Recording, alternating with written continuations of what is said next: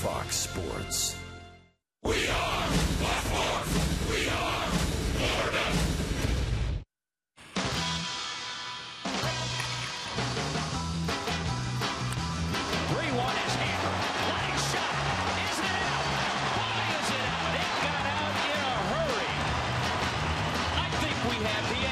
Tommy, that looks like your 2-iron. Boy, this ball driven by Mate. Driven a long way, and it's gone.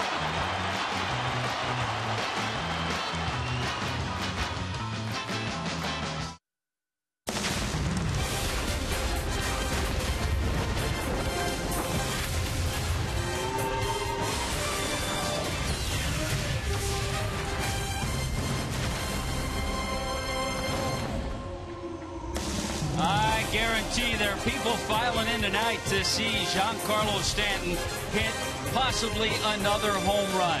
It's beautiful on South Beach. You know what? It is gorgeous inside Marlins Park. Rockies and Marlins, second game of this 4-game series. Hi, everybody.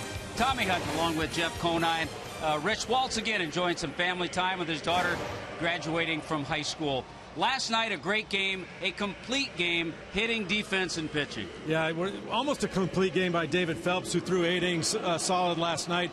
Complete game, though. We saw great defense. We saw clutch hitting, especially early on, giving David Phelps the lead, and some fantastic defense. Hey, but let's talk about the main attraction. The main attraction is Giancarlo Stanton.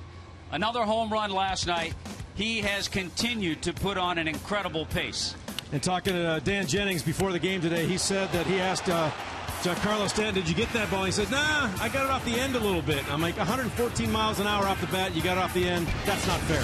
Well, look at the numbers. 9 home runs last 12 games, 8 for 16 with 4 home runs his last 4 games. Yeah, our own Glenn Geffner just told me 58 and 146 is the pace that Giancarlo Stanton is on right now to finish this season. All right, the matchup tonight, the youngster, Jose Urena, trying to pick up his first Major League win, trying to carry over what he did in Denver. He threw the ball as best we've seen. Yeah, by far. Mid-90s fastball, spotting the slider, very good changeup. 6 innings, only gave up the 1 earned run in Colorado for a rookie pitcher. That's a great outing. All right, that's the good news. The bad news, the Marlins once again have to go up against Kyle Kendrick, a guy who is 14-3 in his career against the Fish. Marlin killer. You just don't understand why these things work out sometimes. He's got over a 6 ERA with the Rockies this year and a 2-7 record, but he somehow tries or finds a way to do well against the Marlins, especially at this ballpark. All right, there you have it. Stay with us. We'll have some reports on Jose Fernandez pitching up in Jupiter. We'll let you know. Good ball game coming up tonight.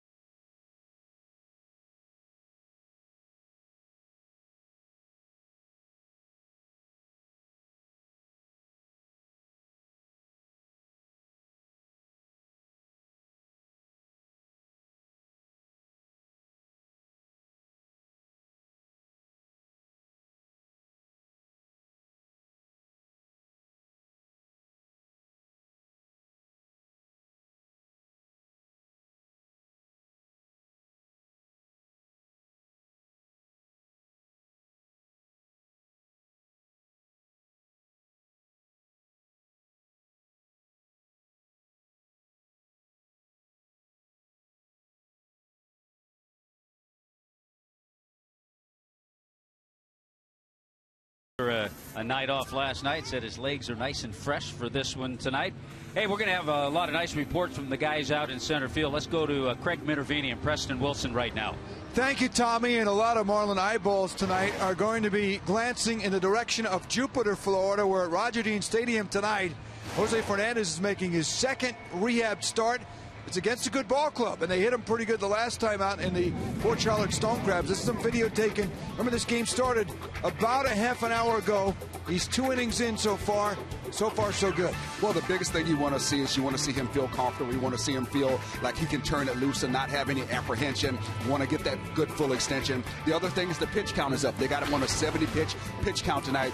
And the last thing is you want to see them mix up his pitches. You see him there with the strikeout on a good breaking ball to end that first inning. So far, he's got 2 innings pitched, hasn't given up anything, has got 2 strikeouts.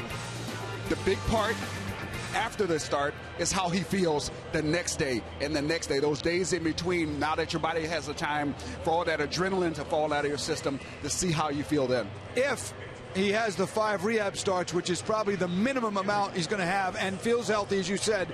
Dan Jennings did reiterate to me today that they're looking around the July 2nd date, which would be the San Francisco Giants here. That's the last game of the homestand. If not, then they go on the road and will play in Chicago or Boston and then come back for Cincinnati before the All-Star game. So somewhere in that, July 2nd would be the earliest probably, and maybe it's the road. Would you want to start him? Would you care in Chicago or Boston? Well, it doesn't matter where. What matters is if he has his full complement of pitches. His first few outings is going to be mostly fastball, changeup. They want to have him mix in some more curveballs today. They said maybe about 10 or so. They're not going to go crazy with it. But then they want him to get to the point in those next three or so starts where he can throw any pitch, anytime. So that gets him prepared for these big league hitters, because you have to work everybody differently. 70 pitch limit again tonight for Jose Fernandez. More from Frank coming up throughout the game. We'll have updates throughout as Game 2 is coming up. Preston will be with us, Marlins Live post-game. Right now, time for T-Hut and Jeff Conine take over with the call for Game 2 of this 4-game series.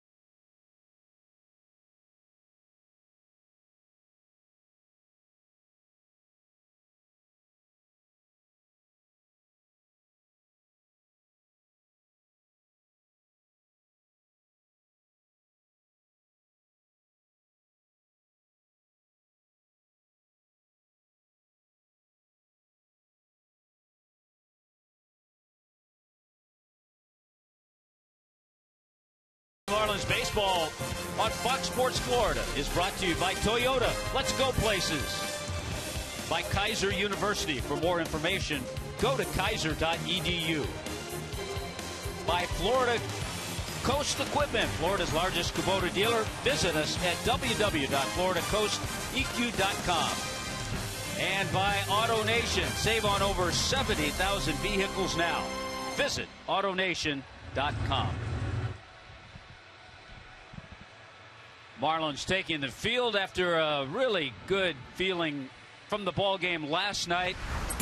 We'll take a look at the lineup for Walt Weiss's Colorado Rockies. There's Charlie Blackmon.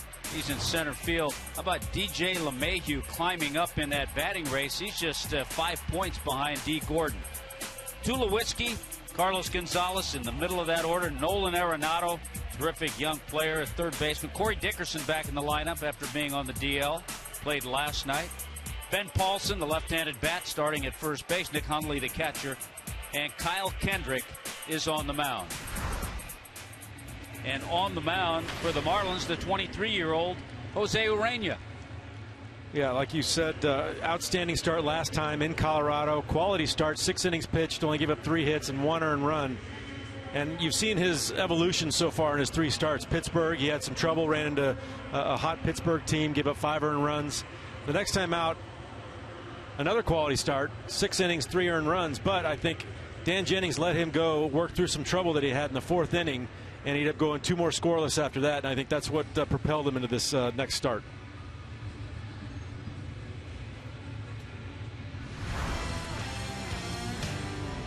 And Niner, tell us a little bit about the defense tonight for the Fish. We saw some good defense last night. That was a great play by Adeiny Echeverria.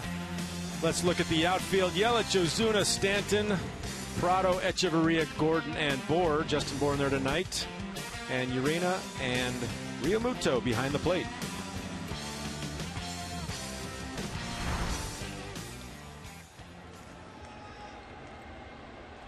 Walt Weiss, the manager of the Colorado Rockies.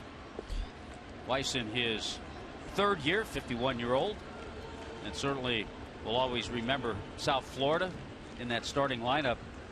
What did we say, 158, 160 games in the inaugural season, 1993 at shortstop for the Marlins. What a gamer. I use him in talks with kids all the time about how he went about his business, and one of the best I played with. Pitch a penny, bringing you the first pitch. First pitch, a ball from Jose Urena to Charlie Blackmon. I think when you watch Jose pitch, the 23-year-old, look at location. He likes to ride that 2-seamer down. He has a good changeup and a good slider. And what I love to see in Colorado, he's not afraid to challenge a hitter either. I saw him blow a couple fastballs right by some really quality hitters at 95, 96 miles an hour. There's a reason over the last couple of years that he's been on the radar for the Marlins. And he was off to a tremendous start at AAA before his call-up. There's some good heat there, just missed inside.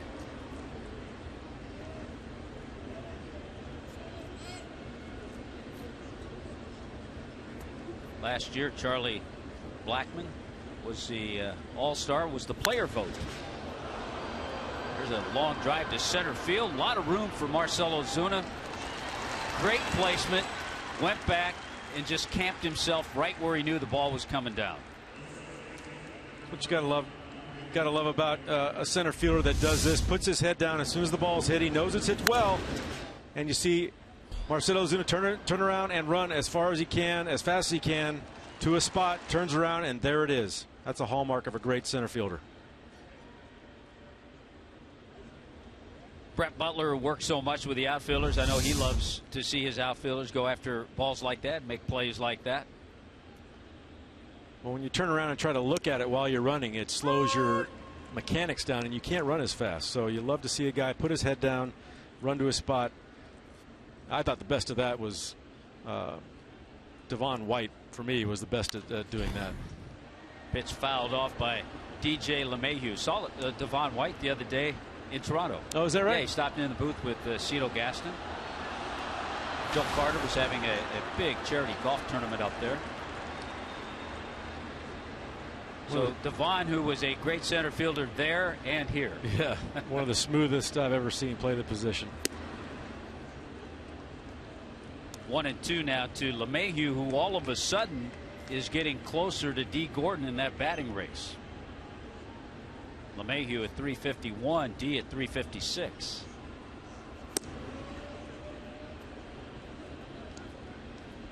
Urena's missed with a couple of sliders, and it's 2-2.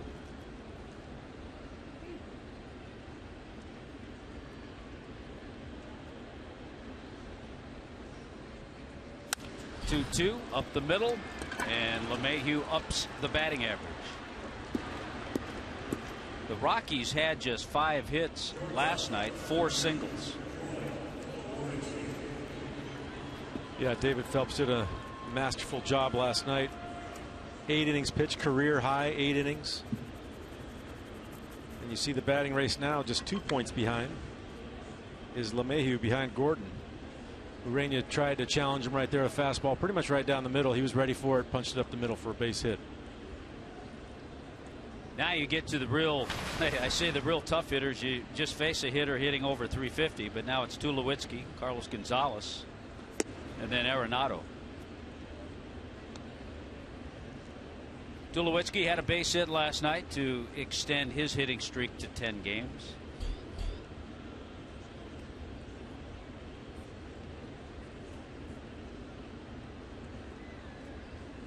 Really is an impressive part of the lineup with Tulowitzki, Carlos Gonzalez, and Arenado. Not only for average, but power as well. Arenado, 14 home runs, 15 home runs now. Arenado 15, 47 RBIs. He's tied for 3rd in that department. He's a guy that you see as Tulowitzki and Carlos Gonzalez, one of them goes, you'll see Arenado move up in the lineup.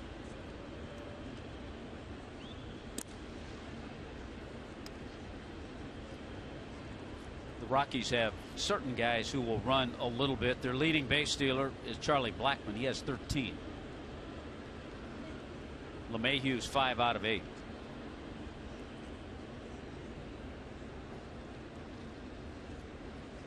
One. Urania's missed a few times early on with that slider off the plate. Mike Goff and Jennings looking on. That was the pitch that Urania really had working in Colorado. He didn't miss too many of those off the plate. He was painting on the outside corner. Pulled, one hop. Prado, deep, double play, 5-4-3. That's a nice way to get out of it. Talk about smooth. Oh, that's smooth. Smooth all around. Defense helps out Jose Urania. The Rockies end up with nothing. Top half of the first. We'll get ready to go to the bottom half. By the way, that guy Giancarlo Stanton's coming up. 5-4-3. Take one.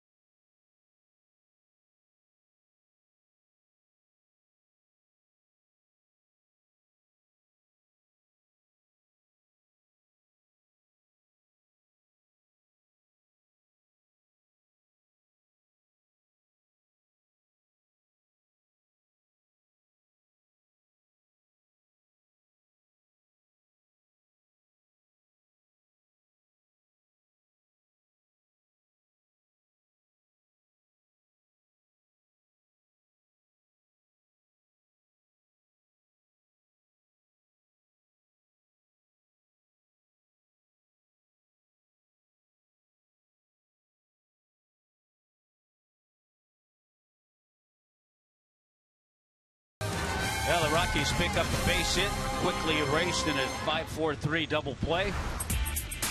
And that'll bring up the Marlins. And here is their lineup tonight. D. Gordon, Martin Prado.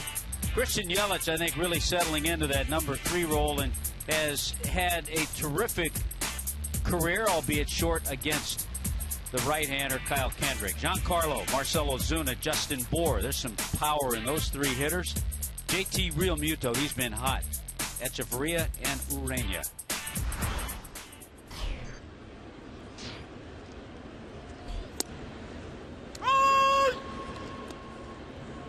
You know, you look at the numbers, the overall numbers of Kyle Kendrick, 2-7, and ERA over 6.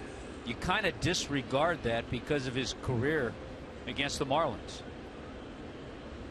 Yeah, we mentioned 14-3 in his career against the Marlins with about a 3.5 ERA, and it's just one of those things. You've got a guy that's had success against the Marlins, and I guarantee you he's got so much confidence out there right now just because of the team he's playing. And over the years, it hasn't really mattered. He was 4-1 against the Marlins at Pro Player, and 2-1 against the Marlins here in 4 starts.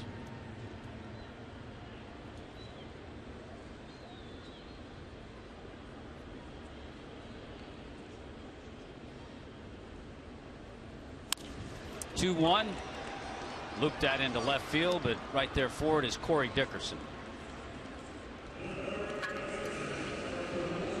Here's a look at the Rockies defensively. There's one of the premier shortstops of the game. Made a great play last night, jumping out a la Derek Jeter. Let's check out the rest of the lineup. There's the Rockies defense. Dickerson, Blackmon, and Gonzalez in the outfield. Around the infield, Arenado, Tulowitzki, LeMahieu, Paulson over at first base. Kendrick on the mound, and Hundley behind the plate. Martin Prado standing in, and he takes a strike from Kyle Kendrick.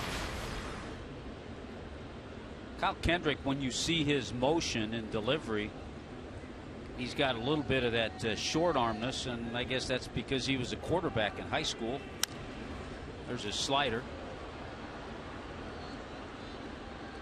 There's a scouting report on him.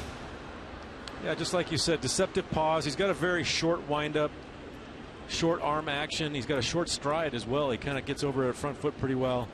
But he's going to do a little bit of everything. He's not going to dazzle you with the radar gun numbers. 88, 89, 90 maybe. He might get to 91, but he's going to have location and mix up his pitches. Just like that, a couple of fly balls to left field, and they're 2 out. One of the greatest descriptions, and it kind of goes along with what you and I were talking about before the game, of Kyle Kendrick, Frank Menachino said he's a picker. He's a picker. He's a picker. He said if you get him to throw the ball up and over the plate, you're going to have a much better chance. Now that sounds easier said than to do it, but that's what he tries to get you to do. Go after that changeup off the plate, the 2-seamer off the plate. There's a little cutter. I mean, that's what he does. He cuts the fastball. He'll sink the fastball, mix in off-speed pitches, and like you said, trying to get you to get a little bit, expand your strike zone and make you swing at a bad pitch.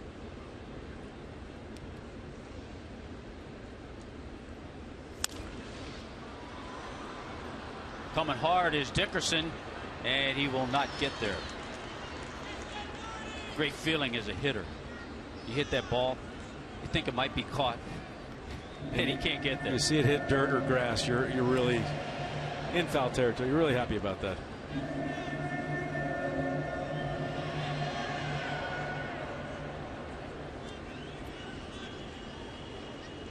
Last start for Kendrick, a no decision, and it was against the Marlins. So we've had back-to-back starts with Russin last night and Kendrick here tonight. He tries to pick that inside corner. There's that 89 on his fastball or cutter. It's a great take by Christian Yelich. It's a pretty close pitch.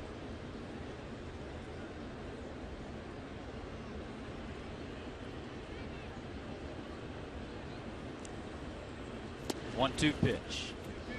In the National League, Kendrick leads the league in allowing 15 home runs. He also leads the league in allowing 50 earned runs. So I guess if you're the Marlins, those are the numbers you need to look at. Yeah, so you think, wow, we got let's tee off on this guy. But I think in Kendrick's mind, he's like, I'm pitching against the team I want to pitch against right now. Finds the strike zone there. A 1-2-3 inning for Kendrick. We're headed to the second.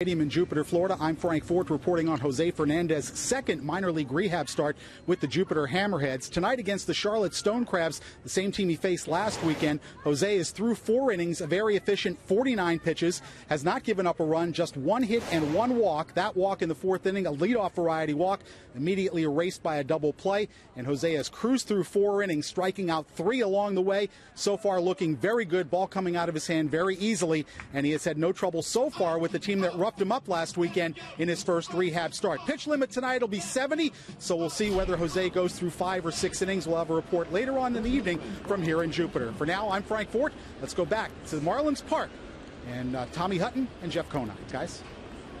Very good, Frank Fort. Good to have Frank up in Jupiter reporting on Jose as we get back down here in Miami with Jose Urena facing Carlos Gonzalez. That's good news. Good news from Frank Fort at Jupiter. I think when you look at the way Jose Fernandez's rehab has gone, I don't think the Marlins could have planned it any better than it's gone so far. He's had no setbacks. He keeps saying how strong he feels, how well the ball's coming out of his hand. You just can't wait for him to do it right here at Marlins Park.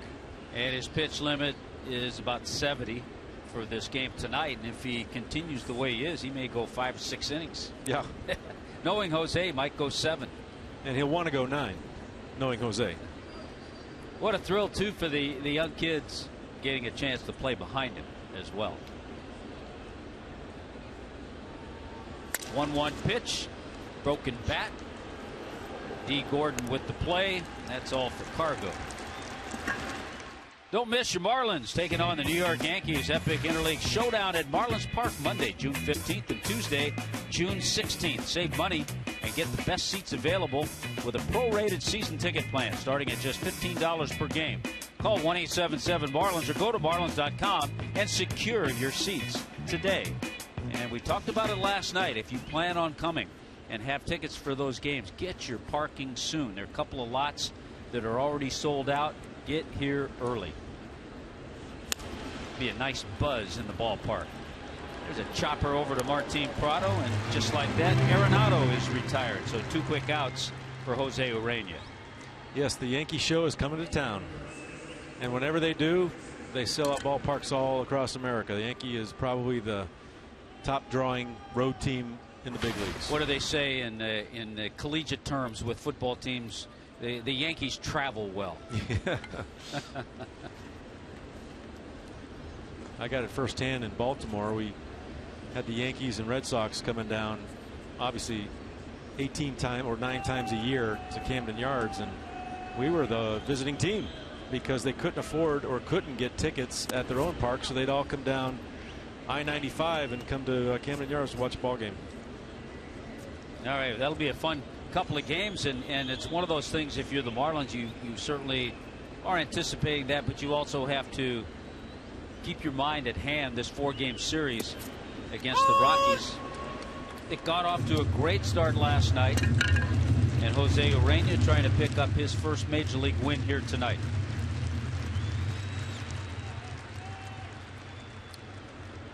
You can see why Dickerson didn't like that. Did not like that call, and had just reason for it. That's a great changeup. We saw that in Colorado.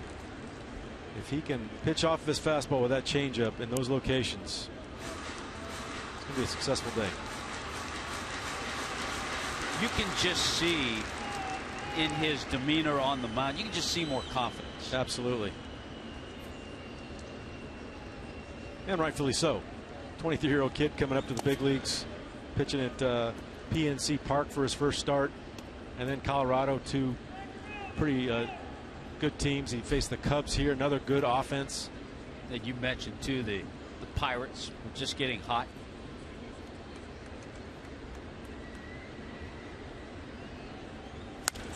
Two is hit real hard by Corey Dickerson. That looked like a fastball. Chased down by Giancarlo in the corner, and Dickerson with a 2-out double.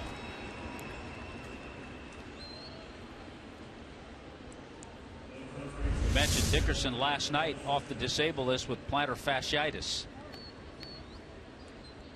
You see JT Realmuto set up on the inside corner, trying to go in with that fastball, tails over the center of the plate, and like you said, Dickerson hit that ball really hard. And the time on the disabled list hasn't affected his swing. He had 2 hits last night, one of them a double as well. A lot of lefty bats in the lineup. Ben Paulson, one of them. Now he's gone. 4-3. So the 2-out double, no harm. Go to the bottom of the 2nd inning. No score.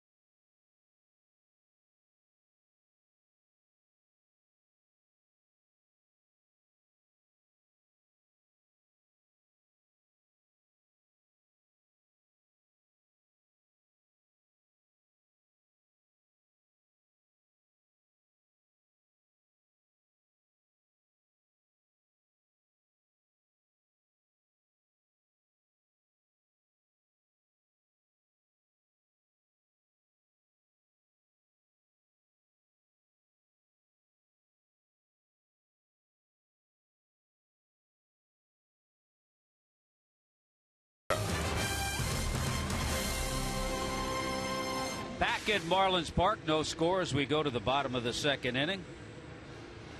This is a fantastic matchup with Giancarlo Stanton stepping in against Kyle Kendrick. We've chronicled Kendrick's numbers. Giancarlo, one of the hottest hitters in baseball right now. However, he has struggled in his career against Kyle Kendrick. See that average of Giancarlo starting to creep up. Boy, there's a shot. He turned on it a little quickly. But just like that, it's also 0-2.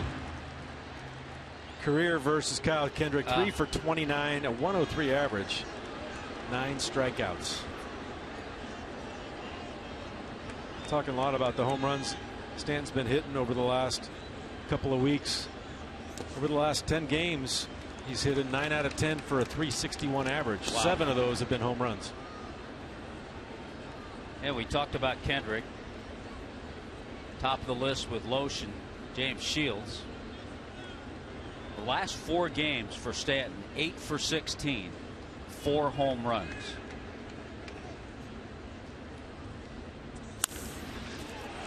No problem there with the breaking ball. Kendrick left it middle in, and a hot hitting Giancarlo Stanton crushed it. Hot hitting, and that's why they call it the hot corner, especially when this man is up. Like you said, Tommy, hanging breaking ball. He keeps his hands back. Look at the extension of his front leg and hits an absolute rocket down the third base line. That's a double. Come on, G.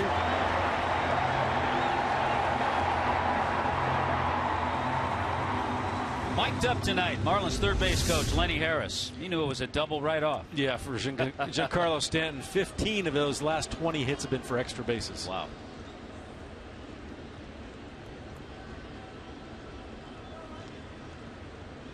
Talking about hot hitters, Marcell Ozuna as well.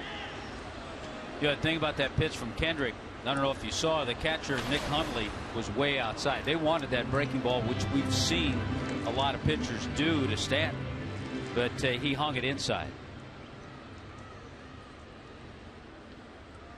Ozuna has hit in 12 straight.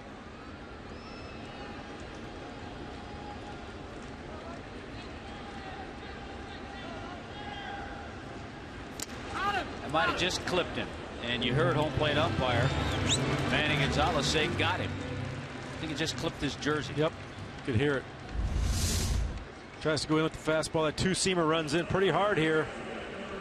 Just gets the leg on the pants. Let's take a listen. Yep.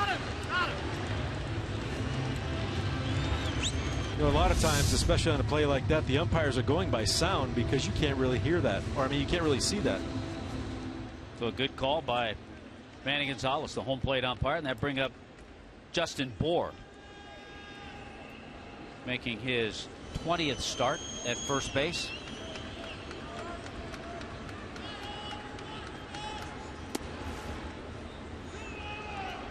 Justin Bour is certainly working on some things right now. He has cooled off.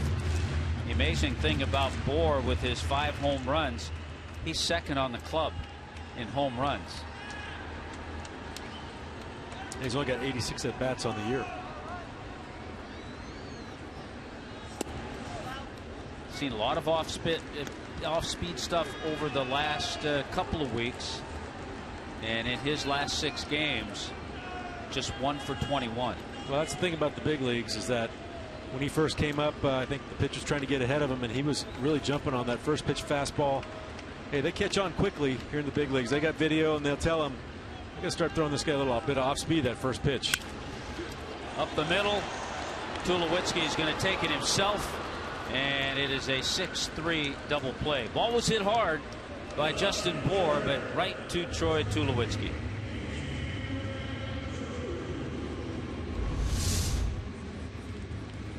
See him positioning up the middle here, hits it right to him. Easy play for Tulowitzki. On the play, Giancarlo moves over to third base, but there are 2 out. Start getting hitters in the lineup, and you look up and down the lineup. When a few get hot, that's what helps you put together a little bit of a win streak. In the last 7 games for JT, a 444 average. You love to see him start to come into his own. He's been thrust in this position as a young catcher, and you come into the big leagues and you don't have a whole lot of a catching experience to begin with. And then you've got to worry about the offensive part of the game. I think he's done a fantastic job keeping a level head. Now he's sticking with his plan, and we've seen him swing the bat extremely well. Like you said, over the last how many games he got? 444. Last 7 games. And the last 10 he's 389. So he's swinging the bat extremely well. And I think you can see confidence in his hitting and also in his catching and handling the pitchers. See what he gets. 2-0. Out of play down the right field line.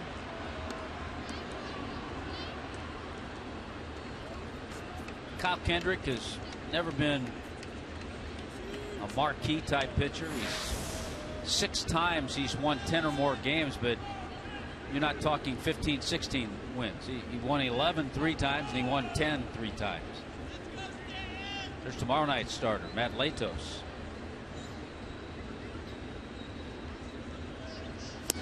He's just that great 5th starter kind of guy that'll go out there every 5th day. He's going to eat some innings up and be a solid part of your pitching rotation. Kendrick from the Northwest. Went to high school, Mount Vernon, Washington. Mentioned he was a quarterback. He had committed to Washington State. So my dad went to school, Washington State.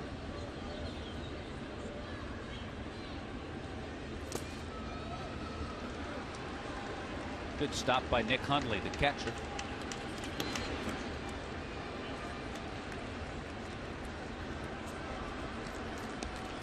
Of course, Kendrick over the years with the Philadelphia Phillies. 10-13 last year as a Philly.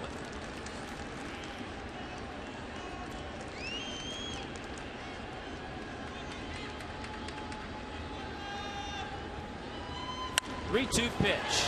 Hit into right center. Chasing it is Carlos Gonzalez, and the Gold Glover chases it down. That's all for the Marlins after a leadoff double by Giancarlo. Nothing to show for it. No score.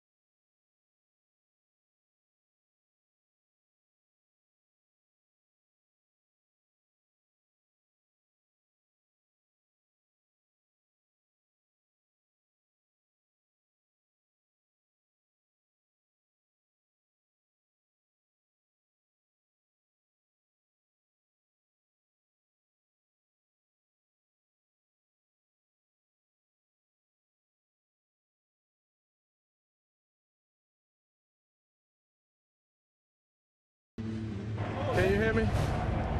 Yeah, he can hear me. Go ahead, E.Y. Do your thing, baby. I don't want to be like bouncing everywhere, you know. I think I have enough energy. I just try to hold it back. I'm glad they got it on me. Just to see what kind of guys you are. I'm running Colorado, not here. Now, you know what? We're glad that we have the mic on Lenny, too. One of the most entertaining, funny teammates I've ever had, Lenny Harris. He's going to keep you upbeat. Been working with the hitters, doing a nice job coaching third. One pitch, fly ball into center by Nick Hundley, and there's one out. You were talking about Urania going after the Colorado Rockies hitters. You see a fastball right there, challenging them with a mid-90s fastball, and he's gotten a few outs on first pitches. And that's a great point, because I think certainly in this ballpark, a pitcher needs to do that. Just go right after hitters. Kyle Kendrick steps in. Kendrick has 4 hits on the year, 4 for 24.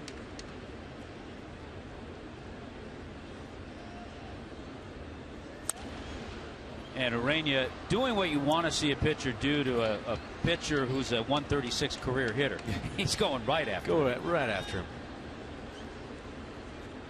You know, it's amazing, because so many times you'll see a pitcher get to a 3-2 count, and all of a sudden his pitch count gets up, and it affects how long and how deep he can go into a game. Good pick by Urania. Put out his mate, and they're 2 down.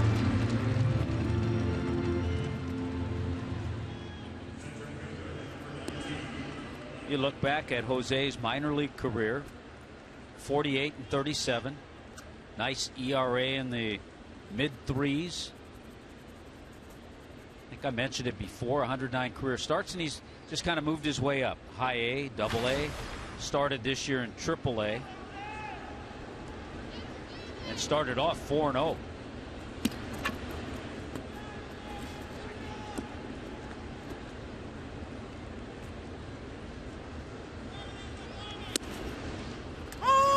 Another first pitch strike. The last couple starts, you could see why the Marlins have him as one of their top prospects, not only because of the live arm, but when you see his maturation just in this year. This is only his 4th start this year. Like you said, he looked kind of timid, scared the first time out, which is to be expected from a young pitcher, but now he looks like he's a lot more confident. Slicing line drive down that left field line. Here's the throw and the tag. And Charlie Blackmon is out at second base. Perfect throw by Christian Yelich. Blackmon trying to stretch a single into a double. That's a Gold Glover out there. Can't run on a Gold Glover. That time showing off the golden arm. So another quick inning. Thanks to Christian Yelich, it ends just like this.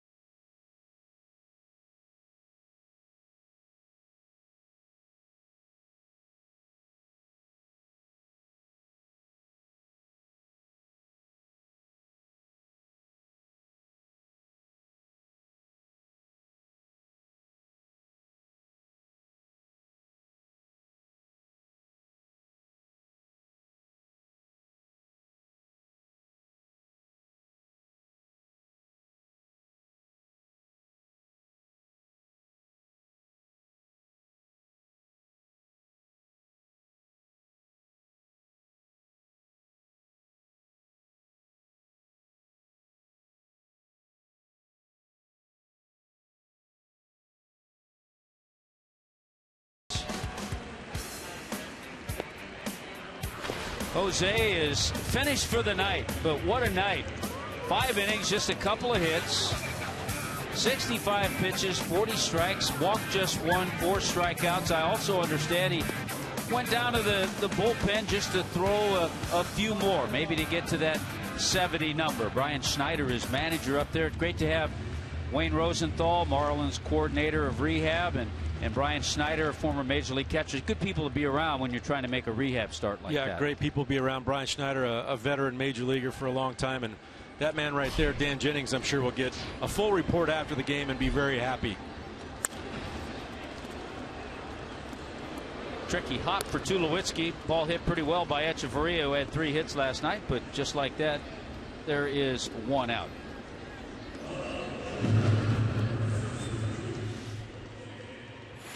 Take advantage of prorated season ticket plans and get the best seats for upcoming series against the Yankees and Red Sox. Limited seating remains for the $15 per seat season ticket plan, which includes a free Marlins jersey for every 2 seats purchased.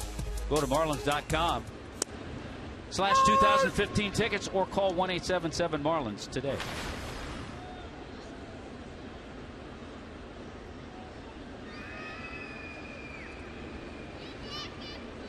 So let's see. Figure with Jose. You got today is Friday. Wednesday would be his 5th day if he stays on that plan. And wherever you are and wherever we are, we'll try to keep you posted.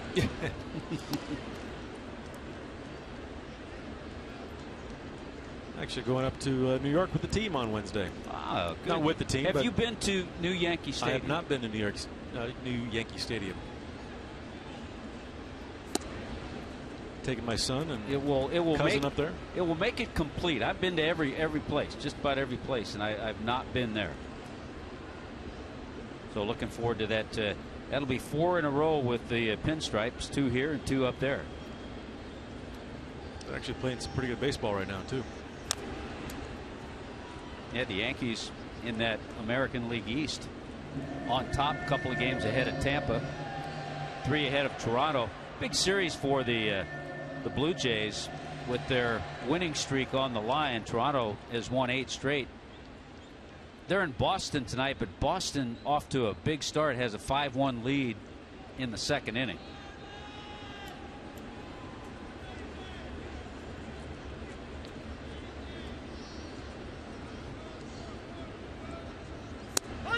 Two to Jose, and Kendrick paints.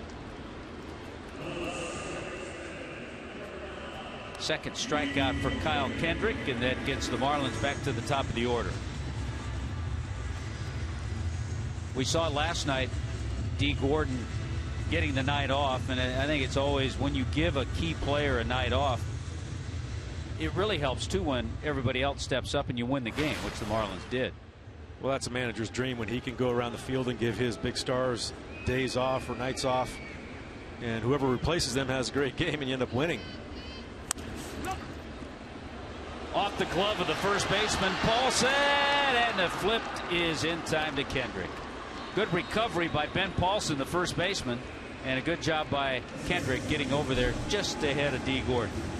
1-2-3 go the Marlins, and we will go to the 4th inning. No score here at Marlins Park.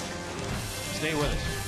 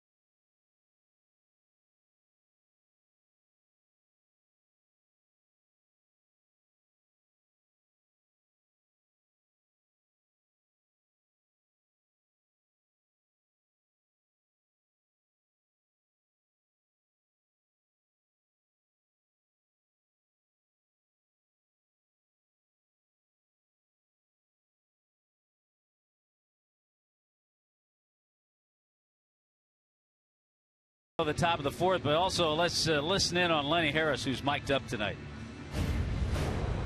Can't believe it.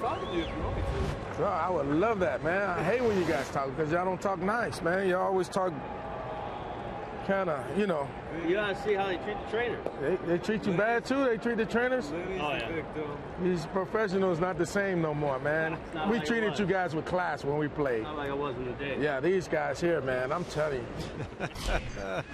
You see David Phelps there just rolling his eyes. Oh, yeah, Lenny checking in with Marlins assistant athletic trainer Mike Kozak on that one. Here's DJ LeMahieu as Urania continues to attack hitters. Good two-seamers. His fastball is live. He's thrown some good change-ups. And only 31 pitches through the first 3 innings. Very efficient. LeMahieu singled, had a 1-out single in the first inning, but was erased in a 5-4-3 double play that Tulowitzki hit into.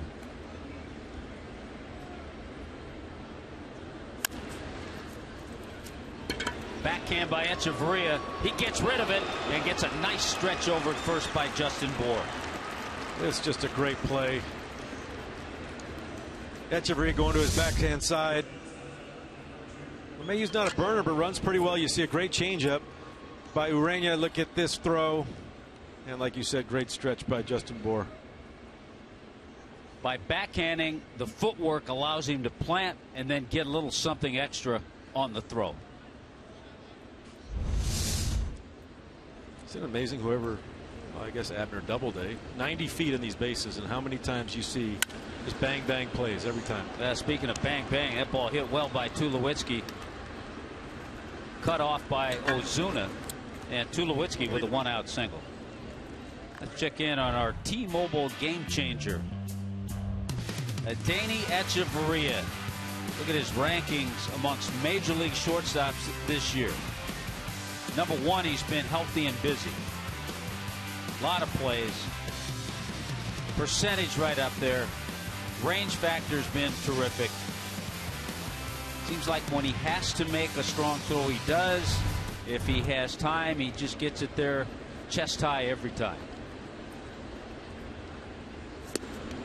Yeah, we've been seeing his evolution over the last couple of years too, both offensively and defensively. I think a lot more consistent on both sides of the baseball. I think he kind of had a breakout year offensively last year, and he really kept it going in the second half, where the first year he was here with the Marlins, he kind of faded off, really tailed off in August and September. Didn't know quite the rigors of a 162 game big league season. And I think I saw him out at Weston working out almost every day in the offseason. When I went out there to throw to my son, he was out there hitting, and he prepared himself to last that second half of the season.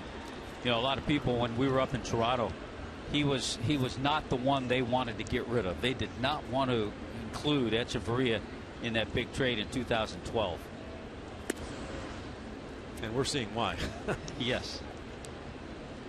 And they are too, from afar. 1-2 to Carlos Gonzalez. Cargo won a batting title back in 2010.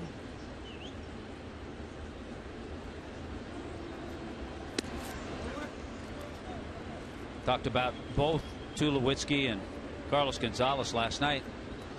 Guys who need to stay on the field. Over the last 4 years for Cargo, he's averaged about 110 games a year.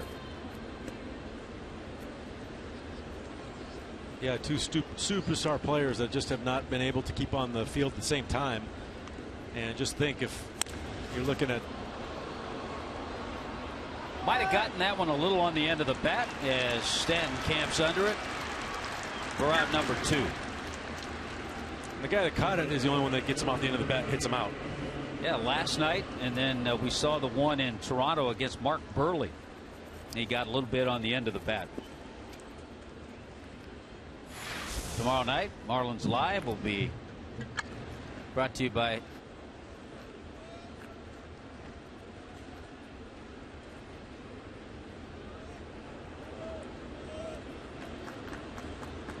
You're going to be with Craig tomorrow, aren't you? I am. All right. I'll be out there with Craig tomorrow. Rich will be back. Actually, we're going to have a 3-man booth. Rich Waltz will be back. Wow, Rich, a lot of guests up here. Rich having a good time with his family. His daughter's graduation from high school, but Rich will be back, and so we'll have Rich, we'll have Preston, and I'll move over to the other seat. After a couple days off, you need to ease him in. You need Preston to kind of help him out. Get back on his feet. That's right.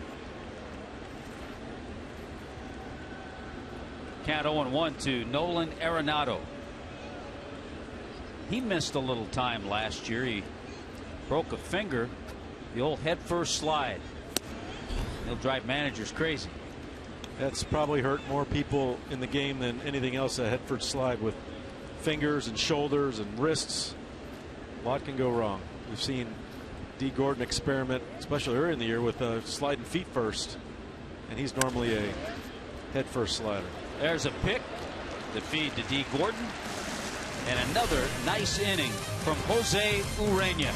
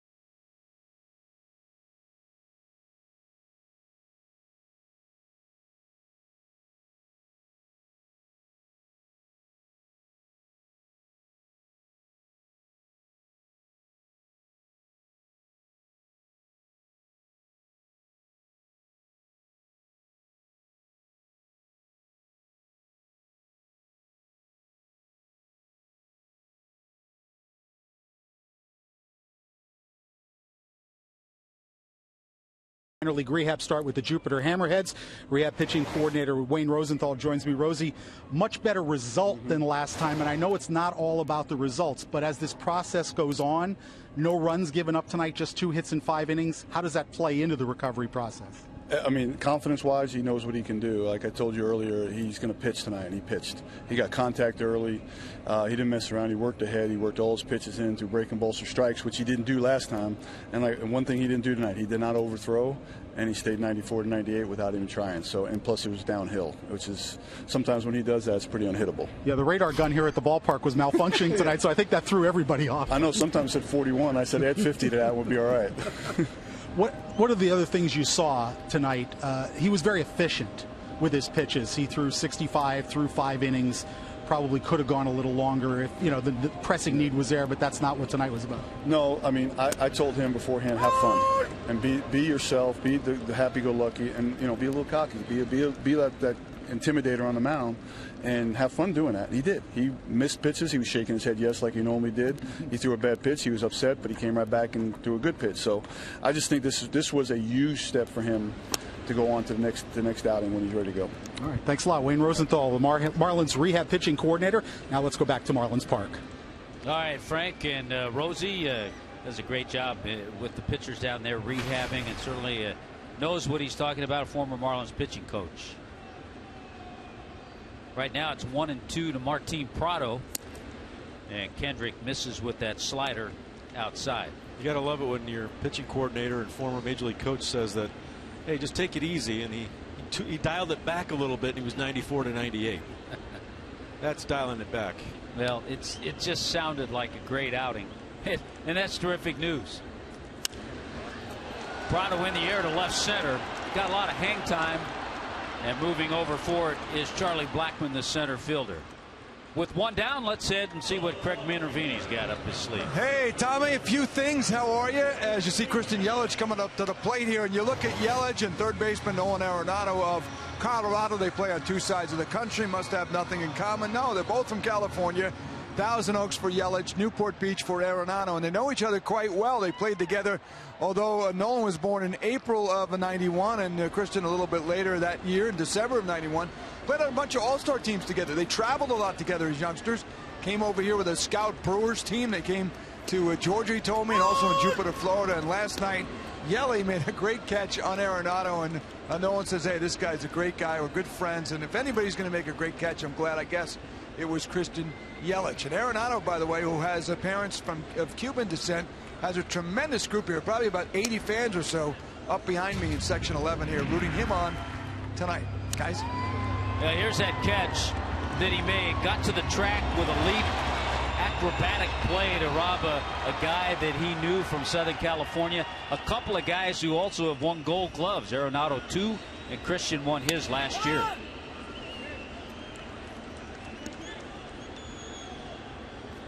And I guess if you got to have a hit taken away, an extra base hit taken away especially, it's got to be, it eases the pain a little bit if it's a buddy of yours, I guess.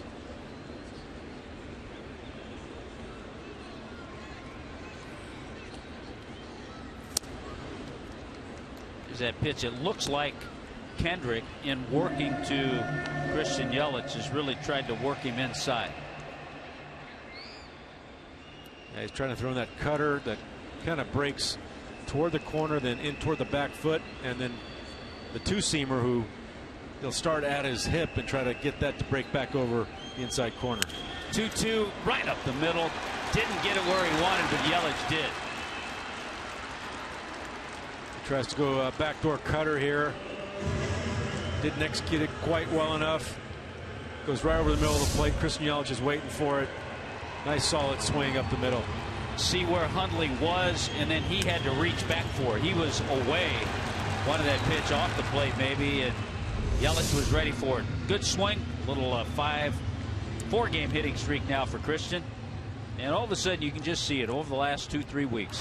The swings, the at-bats. Talked about it last night, getting deeper in counts, working some walks that early in the season he wasn't doing.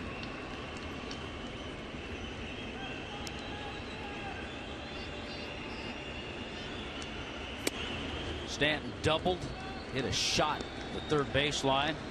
First time up. Marlins have just the 2 hits, the Stanton double and the single by Yelich. You talk about the third base being called the hot corner. Talked to Troy Tulowitzki last time they came in, and he said, I'm in fear for my life at shortstop when this guy comes to the plate. So he's the deepest in the infield. So what you're saying, when Stanton hits, shortstop position's a hot corner. That's the hot corner. That's the hot whole left side of the field.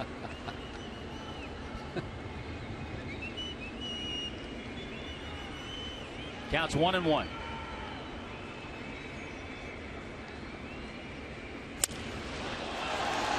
A little off the end of the bat, but chasing it down. Good center fielder is Charlie Blackmon. Even though that was off the end of the bat, it was a good approach by Stanton, and looked like he may drop one in, but Blackmon was able to chase it down. Yeah, a little cutter here. You see, he gets right off the end of the bat. Blackmon gets a great jump. That's a tough read on a guy like Stanton because he swings so hard. You immediately think on a ball that's that trajectory, it's going to be hit harder than it is. That's a good point. And he came in and made a good play on that. When you have a power hitter, your first and initial thought is it's going to be back. I got to go back.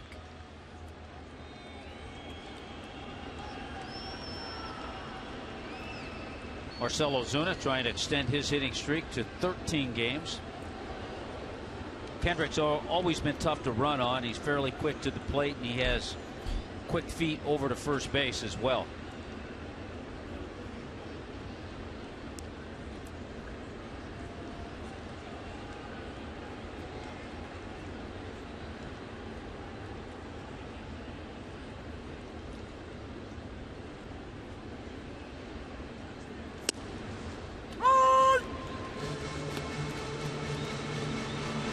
One of the things when you see Ozuna take a pretty good pitch to hit. It's one of the things the Marlins did well last night against Russin. They attacked him when he found a lot of the plate. Yeah, let me clean the drool off my chin on that pitch right there. Ooh, I would never have taken that pitch ever. However many at bats that I had, I always loved that first pitch fastball. And another one, this one a little more away, and it's 0-2 to Ozuna. When you see him take a pitch like that, does that tell you he's looking for something else? Either that or he's going up there taking all the way. Like he's not even going to offer it the first pitch no matter where it is.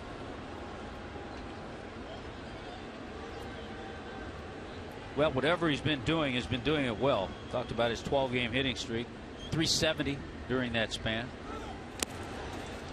Good job by Yelich. Picked a good pitch to go on 0-2, and Kendrick went with the breaking ball. A lot of times 0-2 is a great count to run on because the pitcher is trying to waste a pitch. So he's going to try to get the hitter to chase something out of the strike zone. You see that's exactly what Kendrick did. He throws a slider down and away. Hundley tried to make a athletic sidearm throw, but Christian Yelich was just too good a jump. 5 out of 6 in the stolen base department. I can see, and can you see down the road Christian Yelich a 15-20 stolen base guy a year? I think even more than that, maybe 30. He's got that sneaky speed, and as he gets more confident, and it's up to your manager too to let him have the green light and encourage him to run more, because I think part of the reason they don't run more is they're afraid to get thrown out. And I say that 15-20, Yelich had 21 steals last year, but you can see him with consistency doing that all the time. And you know what? He's a student of the game. He's going to get more comfortable how to read pitchers, how they vary their times to home plate, how they try to pick them off, even knowing that they get into patterns of delivery to plate and be able to count that. I also see Yelich as a 15-20 home run guy down the road. I agree with that as well. 1-2. Ozuna lofts it down the line. It is hooking. If it stays fair, it's gone. It is fair, and it is gone. When he first hit that ball, Niner, it looked like it was hooking foul. Somehow, Marcell Ozuna, with his 5th home run of the year, kept it fair.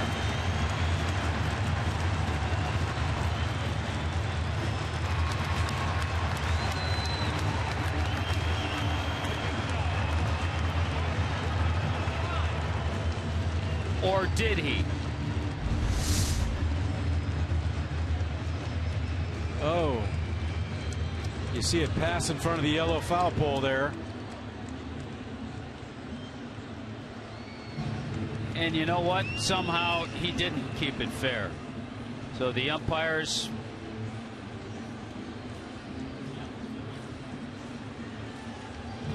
they're going to take another look at this, and you know, if it's that close to the pole on the fair side, it hits the net and it'll fall straight down.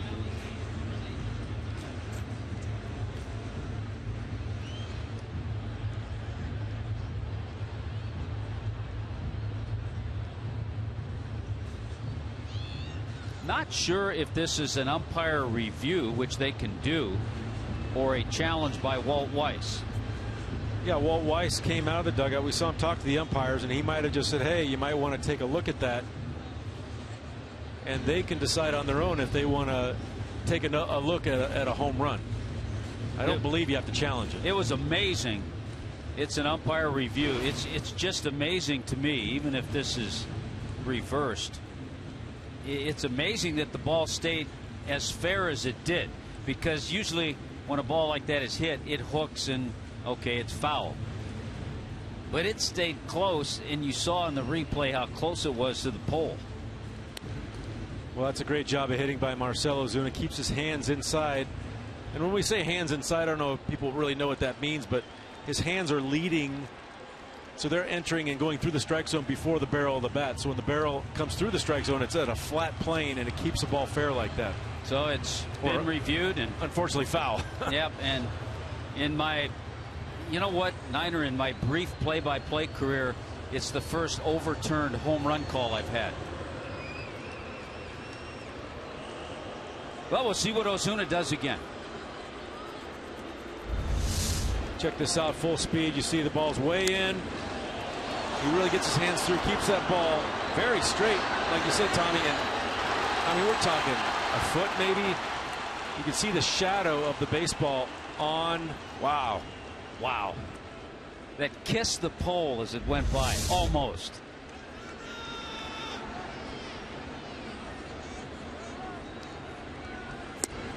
One, two is outside and evens the count 2-2 to Marcell Ozuna.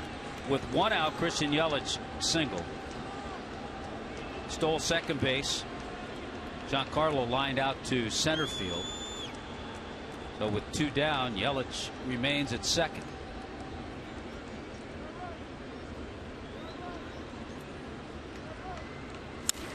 This one line and just are you kidding me? Foul.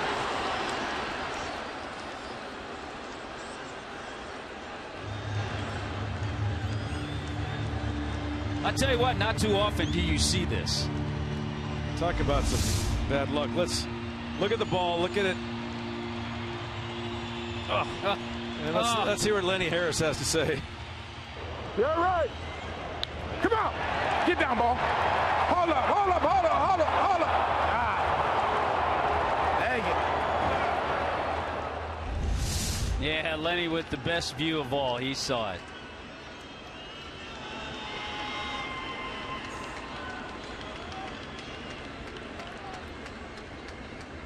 A 2-2 pitch. This has turned into a really nice battle between Marcell Ozuna and Kyle Kendrick.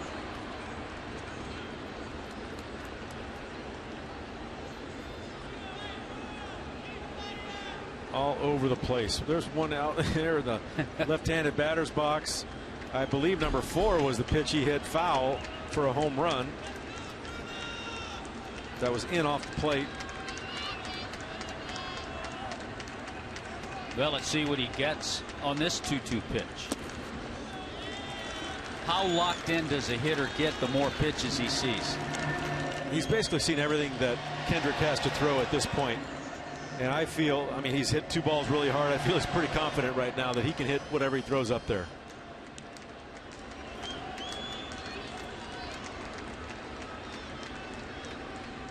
He's also making Kendrick work a little bit. 3-2. Nice shot. Pays off for Marcell Ozuna. Yelich coming in to score. 1-0 Miami. You gotta love this at bat, Tommy. When you think about 4 at bats during a night, you try to hit every ball hard. He hit 3 of them hard in 1 at bat, and finally right here gets on top of this one. A high strike, 2-seamer. Hits a rocket up the middle to break this scoreless tie. Let's hear how Lenny liked it. You're right. You're right. Come on. Come on. Come on. Come on. Come on. Come on. Stand up. Stand up. Attaboy, Ozuna. It's almost like Marcell Ozuna wore him down, wore Kendrick down. I mean, that's, we were talking earlier, when a pitcher's pitch count starts getting up, those are the kind of at-bats that do it. So here in the 4th inning, the Marlins take a 1-0 lead against Kyle Kendrick and the Rockies on a great at-bat by Marcell Ozuna.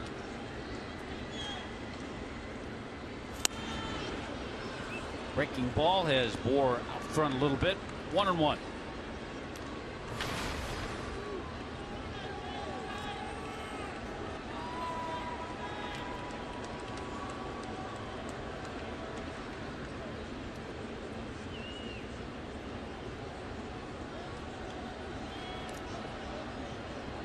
You know, the other frustrating thing about Kendrick over the years, and we've mentioned it, the 14-3 career mark against the Marlins.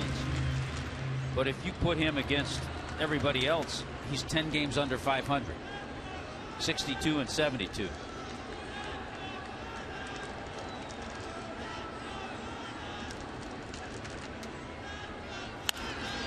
Hard hit. Maybe off the hands, but still hard hit by Justin Bour, chasing Ozuna over to third base.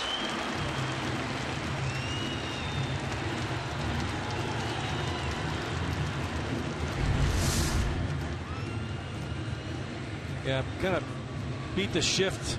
Second baseman playing way over in the hole, but this ball, like you said, hit off the end of the bat a little bit, had a little bit of topspin lob to it. Gets it out there into right field. Good to see the big guy come through with a base hit. Actually, he's hit a couple of balls hard tonight. He hit into a 6-3 double play his first AB, but he hit that ball hard. Steve Foster, Rockies pitching coach, out to talk to Kendrick, who's had to be extended certainly in this inning. 3 base hits he's allowed. The long at bat by Ozuna. Ozuna had an 8-pitch at bat. With a foul ball home run, a foul ball double, and finally he almost hit for the cycle in one at bat. See, if he did, we'd have to count that, because a Marlin has never hit for the cycle. Isn't that remarkable? That's crazy. JT Realmuto, the hitter.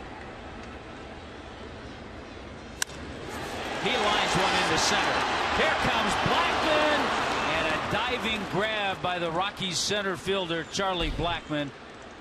The ball stung by JT Realmuto. The Marlins make the final out, but pick up a run and take a 1-0 lead.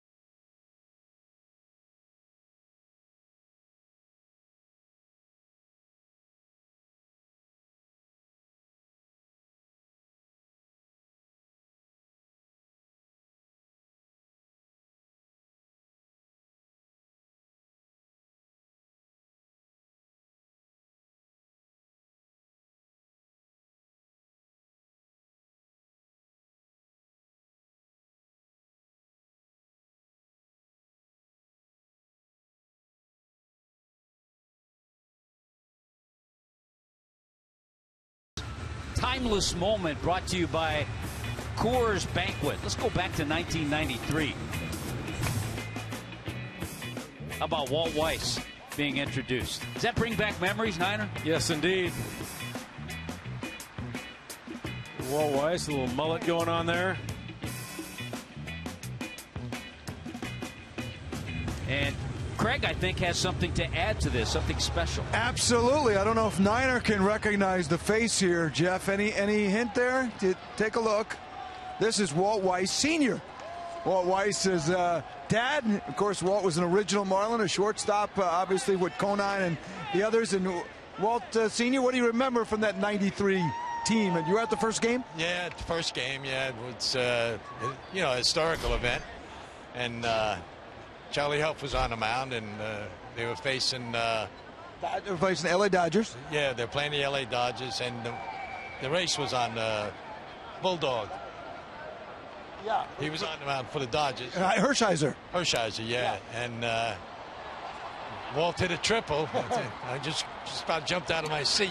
It was an exciting day there for the Marlins. It was only one season that Walt played. Then he ironically went to the Rockies after that. He went to the Rockies for 4 years. Yeah. So what's it like? You watch your son with a great major league career, understandable. That's a thrill. How about when your son is the manager then? Now, that's probably something you don't even dream about. Well, it's a lot more relaxed. You know what I mean? When he was playing, it was like you were, every at bat, it was like you were there with him, you know what I mean? Yeah. And it's very nerve-wracking. Right. But as a manager, you know, there's only so much you can do, you know what I mean? Yeah. So. You enjoy watching him, I know, both, and coming to some of the games. And yeah, I followed him throughout his whole career, college, high school, everything, right through the pros. From a great town called Tuxedo, New York. Did you have a ruffled tuxedo back in the day with the ruffles? No. Yeah, for the daughters when they got married, yeah. Yeah. Good checking in with you, Walt. Nice to see you. I know it's fun. We reminisced today with your son about those days. He really did enjoy that 1 year, even though it was 1 year with the Marlins, to be part of history, didn't he? Yeah, definitely. He enjoyed himself here immensely. All right. Yeah. Let's go back up to Jeff and Tommy. Thanks. Thank you. All right. Yeah, that's good. Yeah, you could get a little New York accent there from Mr. Weiss. Yeah, and his son, they speak much alike. Very much alike. And the other fun thing with the count 3-2 to Dickerson in this series, we also get to chat with Renee Latchman. There's a good off-speed pitch. Good 3-2 changeup gets Dickerson out front. That's when you know a pitcher's got confidence. When they're able to throw a 3-2 changeup to a hitter like Dickerson for a strike and get him out. Yeah, it was great to see Renee Latchman in Denver. And when I walked up to him, after we chatted for a little bit, he said, "How's Niner doing?" Latch is one of my favorites. Obviously, the inaugural year manager here in Florida. And one of my favorite people of all time, his brother Marcel, the same way, just good quality people. Yeah. See, I used to believe that Renee Latchman's 70 years old. I used to run into those guys in Southern California in a lot of games that were played out there. He told me that he's 70 years old. I can't believe that. Time does go quick. It certainly does. Ben Paulson, the hitter. The count is 1-1. To Paulson, who grounded to second base, his first at bat. He was a third-round pick out of Clemson. Yeah, a little bit in common with Jeff Baker.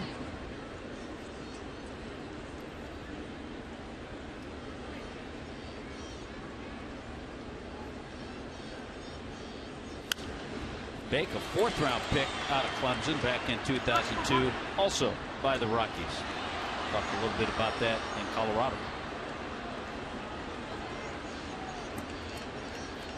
Tremendous effort tonight by Jose Urena.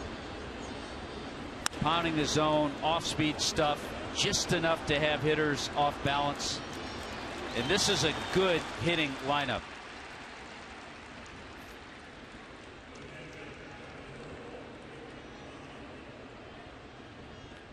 All right, get out to Marlins Park for Saturday Spectacular tomorrow as your Marlins host the Rockies at 4:10. Remember, 4:10 start. Bring your dogs for Bark at the Park, presented by 1-800-PET-MEDS. After the game, enjoy a post-game concert on the West Plaza with Gente de Zona, presented by Heineken Light. Drink responsibly. Go to Marlins.com for tickets.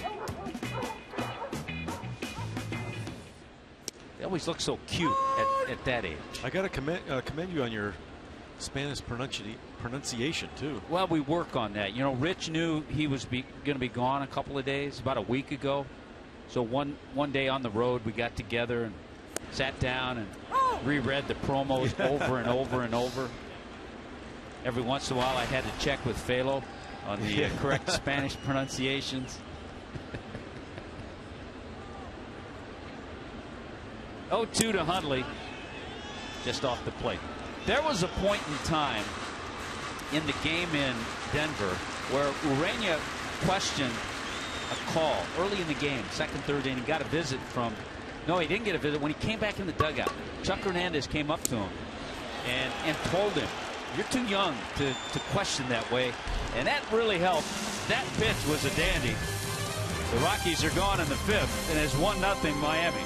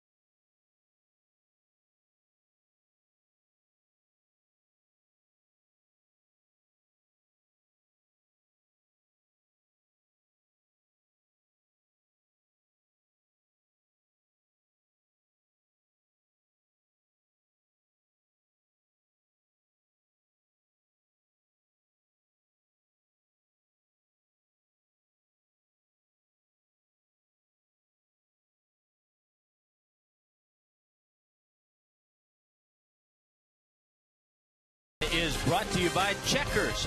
Get Checkers Authentic Philly Cheesesteak or try the new Meatball Sub. Pick yours. By the Florida Department of Transportation, reminding you to drive sober or get pulled over. And by Lexus of Pembroke Pines. Price, service, selection. You're going to love us.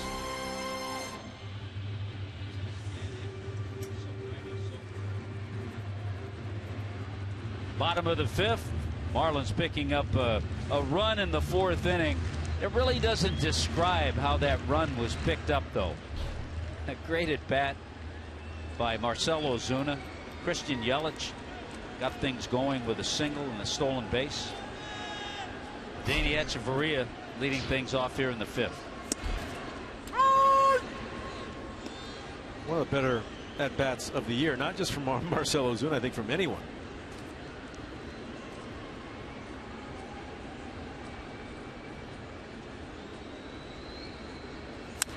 The 0-1 hit sharply. A couple of balls hit well by Echeverria tonight, but nothing to show for it.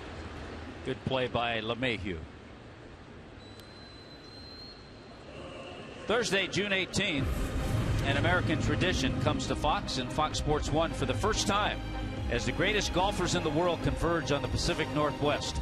Our exclusive coverage of the 115th U.S. Open Championship begins June 18th on Fox Sports 1, Fox, and streaming live on Fox Sports Go.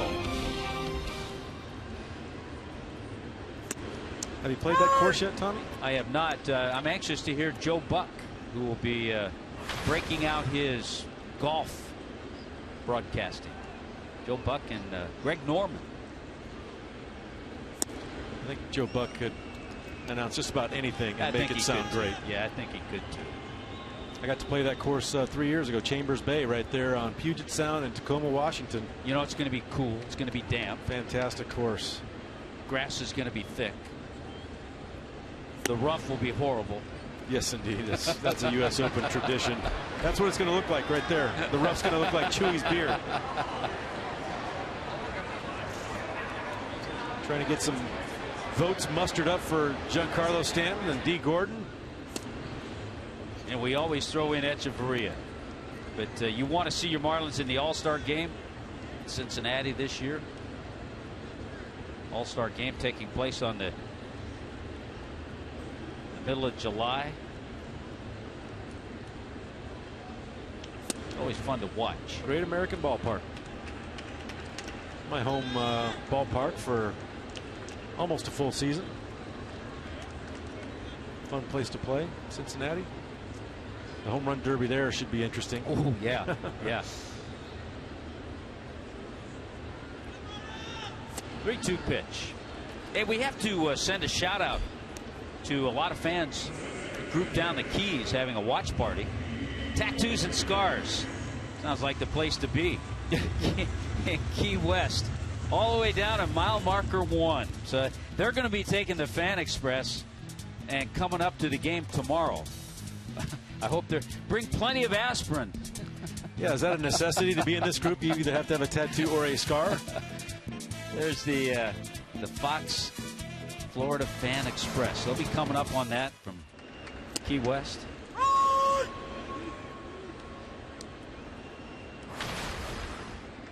D. Gordon tonight 0 for 2.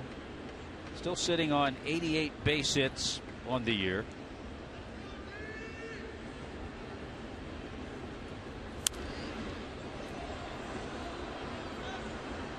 Anything different in D. Gordon, or just the fact that he was so hot at the beginning that things are just kind of evening out? I think it's just kind of evening out when you are that hot. And I mean, it was remarkable. He goes up to the plate and smacks out a base hit after base hit after base hit, and you just really can't keep up that kind of pace. I really haven't seen him. We've seen him hit a lot of balls hard, but right at people, where before they were getting in for base hits. This one lofted to shallow left field, and it's a 1-2-3 inning for Kendrick. So we played 5 at Marlins Park. 1-0 Miami.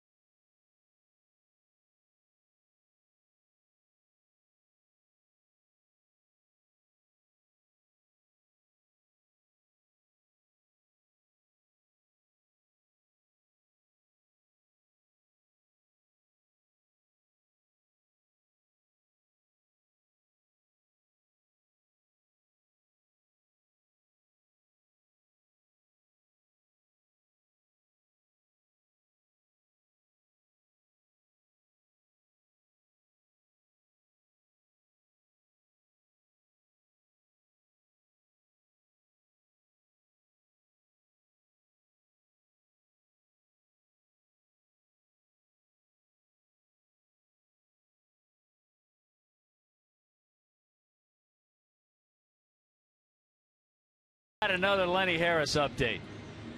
How your legs feel? All right? Or not all right? They good. They good?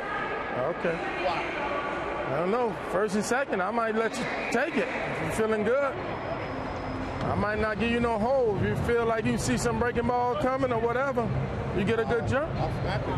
Well, snatch it. That's what I want you to do. I ain't trying to hold you. That's why I want to know how your legs feel. You feeling good? I'm letting you ride out, Big G. I'm going to let you. All right, brother. He wants to know how Giancarlo's legs are. Let him loose. Let him steal a base. Pretty good swing by Kyle Kendrick right there on a first pitch fastball. Yeah, you hate to have that inning start with Kendrick, a 130 career hitter with a base hit, but yeah, it was a good swing. Third base coach needs to know how his players' legs feel.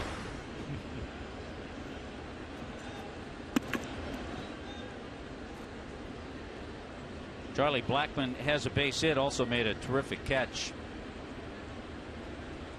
Ball hit by Real Muto. Diving catch on a line drive.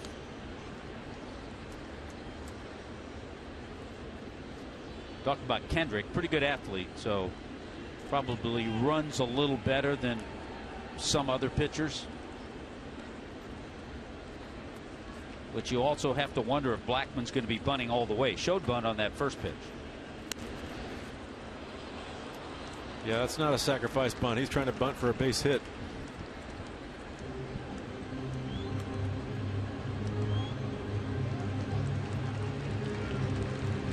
Charlie Blackmon last year, 19 home runs, 72 RBIs, had 171 base hits.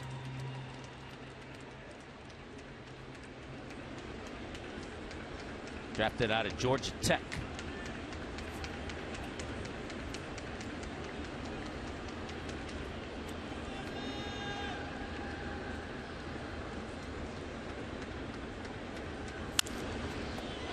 Yeah, he didn't think he'd be bunting all the way.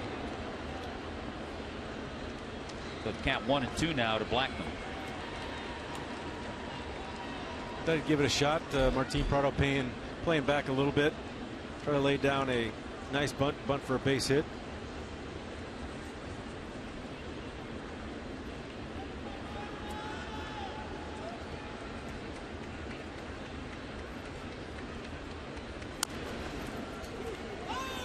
Chopper just foul.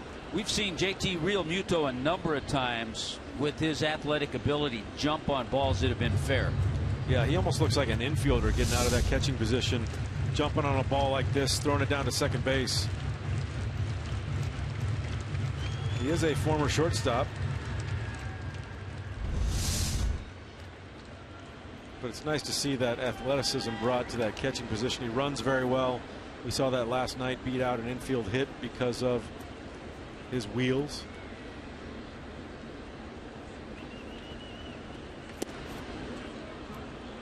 One-two changeup. Think about his changeup. He's throwing it free and easy, and you can see the movement he gets on the changeup as well.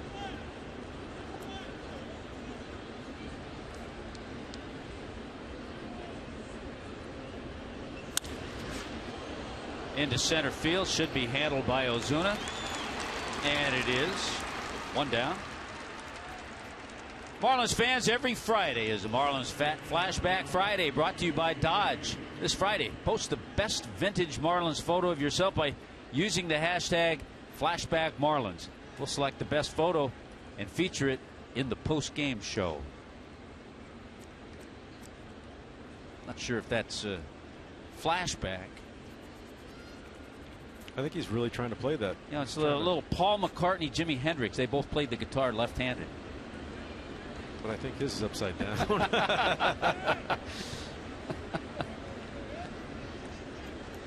course, McCartney's still going strong. You mentioned the confidence he's got in that changeup. Now that last pitch to Blackmon, changeup again on the outside part of the plate, hits it off the end of the bat. Right to Marcell Ozuna. LeMahieu 1 for 2. Remember, LeMahieu had that base hit. Hit it into left field, tried to stretch it into 2, and was thrown out at second base. by Christian Yelich. Good pitch count, too, for Urania. 67 pitches in that 6 innings he pitched in Denver, 82 pitches.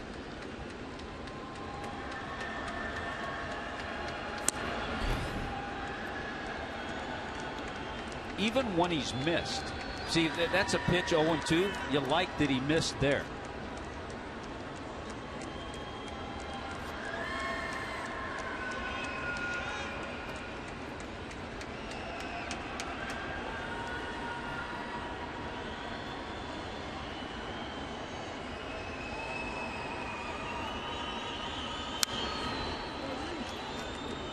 I might have said LeMahieu was Blackman thrown out. Either way, perfect throw by Christian Yelich. 1-2 the count, 1 down in the top of the 6th inning. And you got away with a little bit of a hanging slider there. That last pitch fouled it off. But you love to see that everything that he's working with tonight, fastball, changeup, slider, in the strike zone, and pretty much where he wants to put it. It's a great pitch right there. Tried to put that one in, and if you're going to miss there, you want to miss off the plate in, and miss by much. And it was inside. 2-2.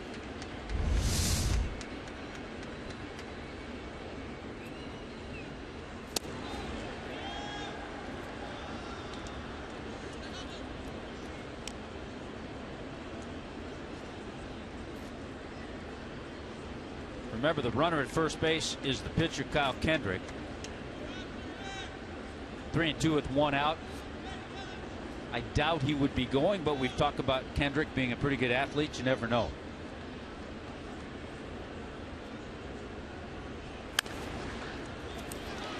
Not going. To third. To second. To first. And just like that, you love the around the horn double play. It's the second time that the Marlins have turned that double play tonight. Talk about smooth. Prado's smoothest over there at third base. Just like that, it stays 1-0.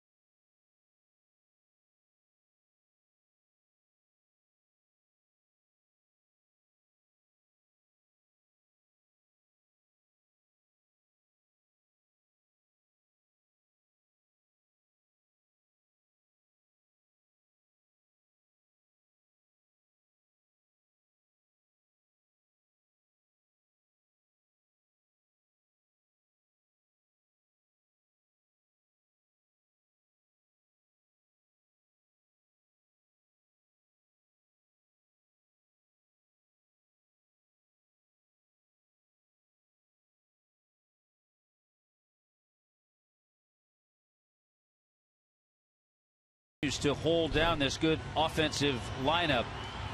Marlins with a 1-0 lead.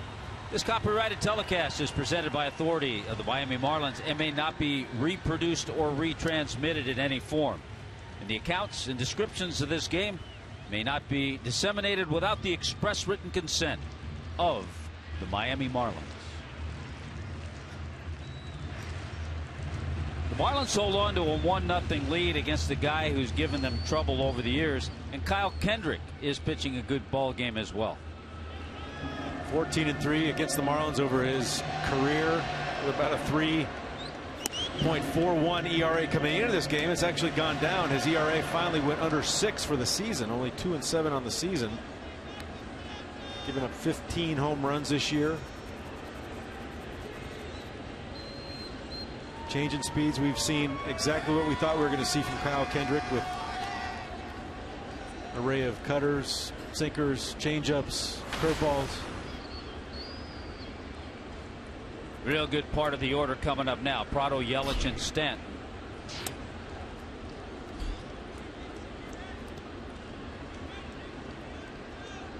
The amazing thing, these two pitchers working tonight. Kendrick has not walked anybody. Urena has not walked anybody.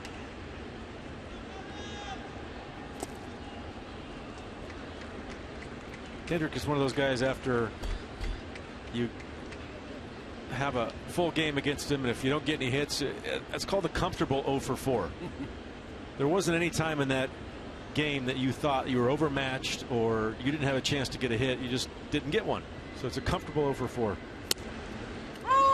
And then you go back to the hotel and say, how'd that guy get me out? How did he get me out 4 times? I don't get it.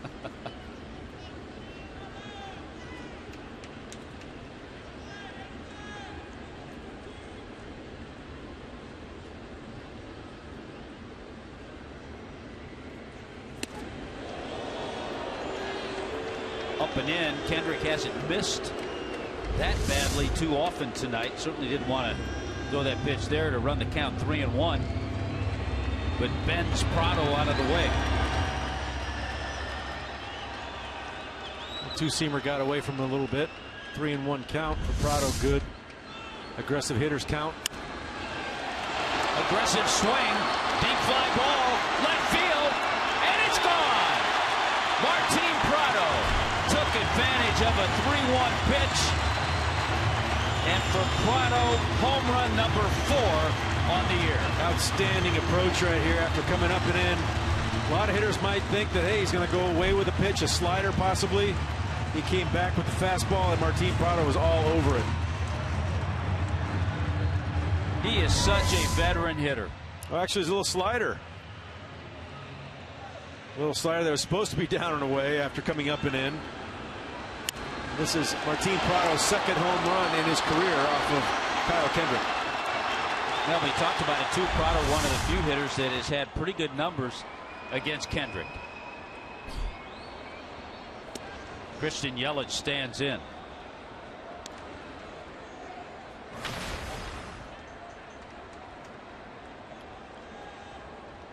You just love listening.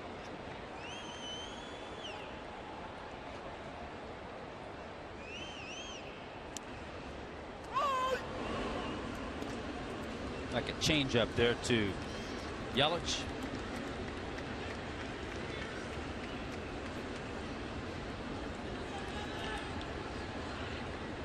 Yeah, after a pitcher goes up and in like that and kind of moves the hitter back off his feet, often they do go back away with a slider. He tried to do it, but ended up hanging right there in the middle of the plate. Martin Prado, good hitting.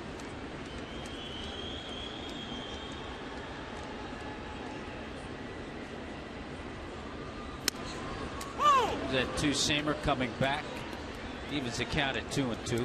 And when I talked to Dan Jennings yesterday, he is looking ahead to try to give Prado a day off, but he said it wouldn't be against Kendrick because he had good numbers against Kendrick.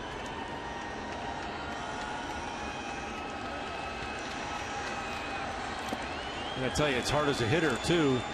When the manager says, hey, I want to give you a day off, and you've got pretty good numbers against the guy, you say, no, just I'm fine. I will take a day off some other time, but let me hit against this guy. Another good at bat by Christian Yelich, running the count full.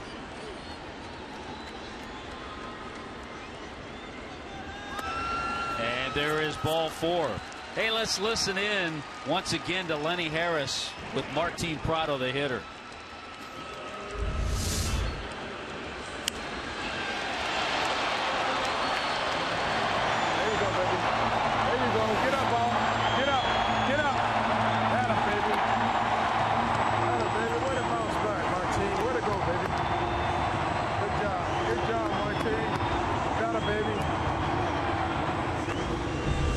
was a little subdued right there for Lenny. I thought he'd be a little more boisterous on that one. Yeah, Lenny trying to play it cool on that home run by Prado. He knows he's mic'd up. He doesn't want to give us his A game all the time. Well, it has shaken Kendrick maybe a bit. He had trouble throwing strikes. Christian Yelich with a good at bat. Draws the first walk of the game issued by Kendrick. He's hit a batter. He hit Marcell Ozuna back in the second inning. Got a visit from Steve Foster, his pitching coach.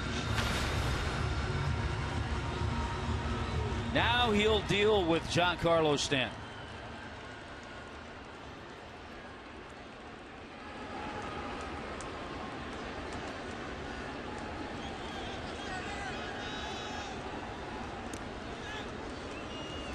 Giancarlo came into this game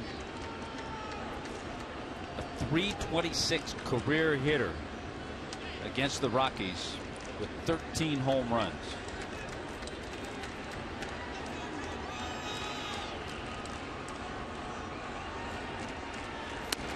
Leading the major leagues, home runs and RBIs. Definitely seen him with some legendary tape measure shots at Coors Field. The ball last year he hit up there in center field. Was it 494 feet last year?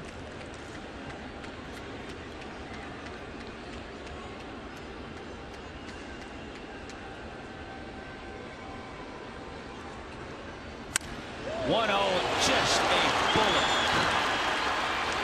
Tulowitzki saying, see, this is the hot side. That's exactly what he means right there. Not the hot corner, it's the hot side. I don't even think he was able to take a step on that ball, and it was to his left. Fastball right down the middle of the plate. He hits a knuckleball. It's a knuckleball. Every once in a while in spring or in batting practice, you'll hit that ball that knuckles, and you literally see it knuckling all the way out to the outfield. Now, believe it or not, there is bad news. There's bad news. He hit it so hard that even Yelich couldn't go first to third.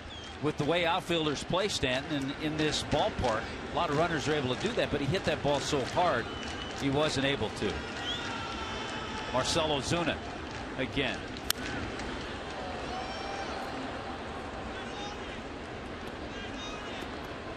Check out his 3 hit speeds off the bat. First, the double, the bullet down the line, almost 110.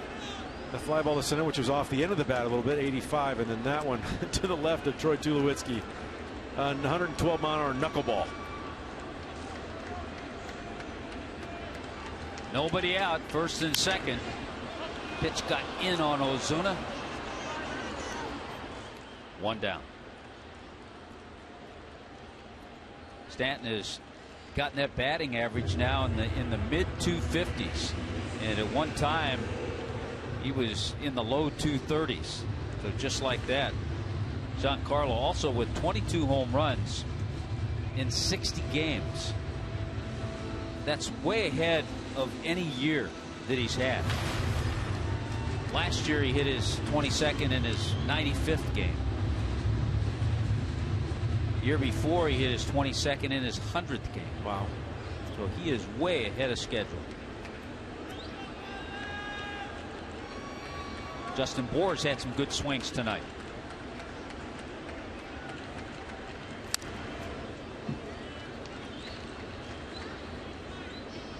One for 2 for Bour.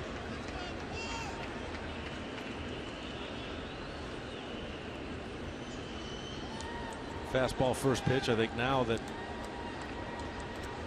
the pitchers have kind of changed up their first pitch approach to him, he's not quite as on that first pitch fastball as he used to be.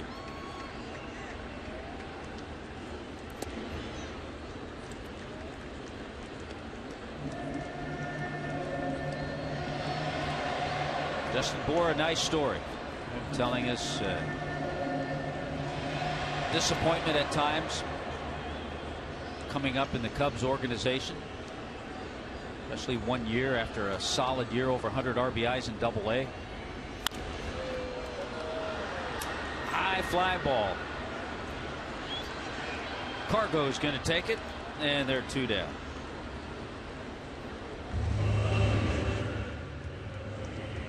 So Kendrick trying to work out of a situation where the Marlins were hoping to add on.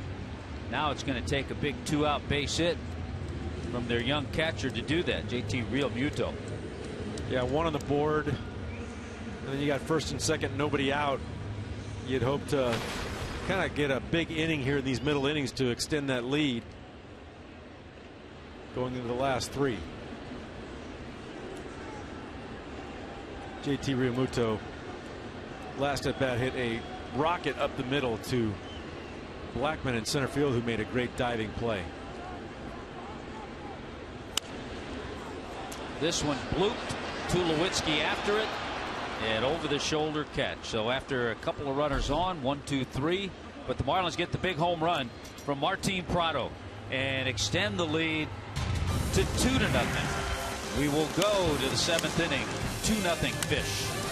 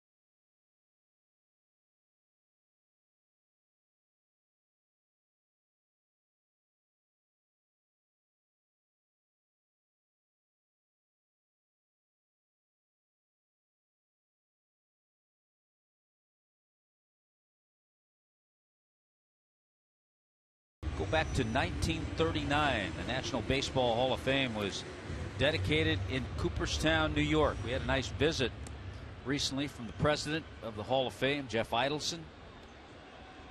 And he donated one of the greatest auction items for a visit and a special tour. So our thanks continue to the Hall of Fame and to their president, Jeff Idelson. Great numbers for Jose Urena. No walks, just one strikeout, but he has made good pitches all night. You love to see the no walks in the strike zone. Like you said, all night, very manageable pitch count right now at 72 pitches through 6 innings. Talked about the 6 innings and 82 pitches in Denver. He probably could have gone another inning, but the decision by Dan Jennings and by Chuck Hernandez was, you know what, he's had success. He has a lead right now. Let's get him out of the game. Now, unfortunately, Carter Capps came in, gave up a home run that tied things. The Marlins went on to win that game 3-2 in 10 innings. Mike Dunn, the lefty, getting ready. And with a young pitcher like Urena, you want to give him that feeling of accomplishment to get out of a game like that with a good feeling. Just let him hit it to the infield. I tell you one thing, you have infield defense the way the Marlins do, that gives pitchers confidence. If a ball's hit on the ground, more often than not, it's going to be sucked up by somebody.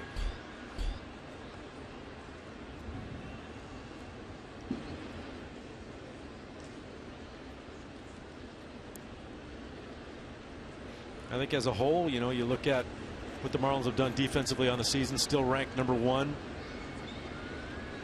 in the National League in fielding, only 24 errors on the year. I think you're absolutely right. That gives the whole entire pitching staff, regardless of where they're hitting the ball, a lot of confidence. Yeah, the Marlins have made the fewest errors in the major leagues with those 24. And the infield defense in particular, just tremendous. We saw outfield. We've seen outfield plays. Ozuna, Stanton, Yelich made a terrific throw tonight. You mentioned the great infield the Marlins have right now. 12 ground ball outs by Urena tonight.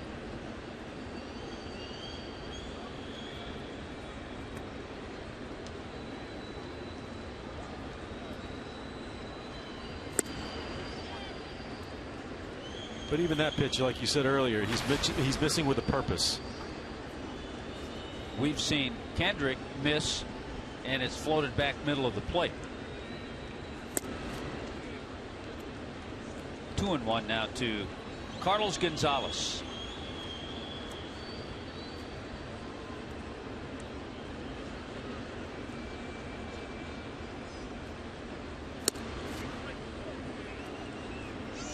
All of a sudden, 3 pitches, all similar, and the count's gone to 3-1. All 93-mile-an-hour fastballs. That ball hit well to left field and gone just like that. Carlos Gonzalez with an opposite field shot over the head of Yelich and into the Clevelander. Wow, that's some serious power. That was a changeup away. A pretty good pitch. Not bad location. See the changeup rotation. Down. Look at it. 5 there on that pitch. Down and away. And he hit it out of here easily. And you're right, Nina. That's a great pitch. And he stayed right with it and put it about 3 rows back into the Clevelander. I don't think Urena can believe that because of the pitch he made.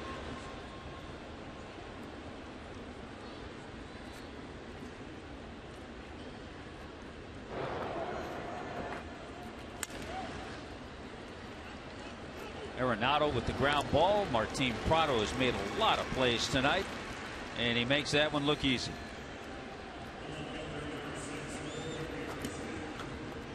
Be at Marlins Park for Sunday Fun Day, June 14th, when your Marlins face the Rockies at 110. Pick up the Pepsi 4 for 74 pack. Get you 4 tickets, 4 cayenne beef franks, and 4 Pepsis for $74. All fans get a Marlins recyclable tote bag courtesy of MLB Network. And kids can run the bases in Diamond Dash. Go to Marlins.com today. Well, DJ has made the decision. You've got a left-hander coming up. We saw Mike Dunn warming up. What a terrific night and a nice outing for the 23-year-old from the Dominican, Jose Urena.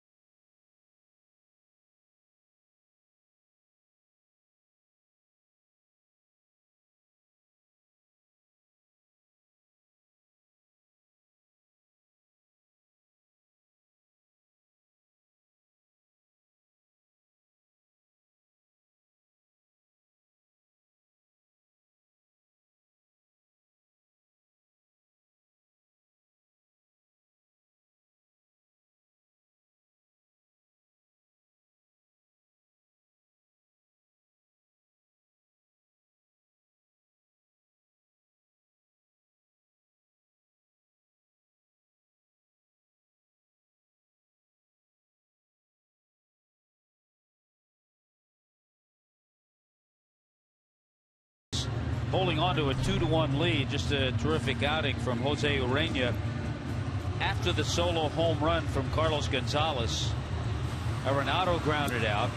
Tulowitzki had grounded out to start things, so 2 outs, and with 2 out, Dan Jennings goes to the left-hander to face the left-hander Corey Dickerson.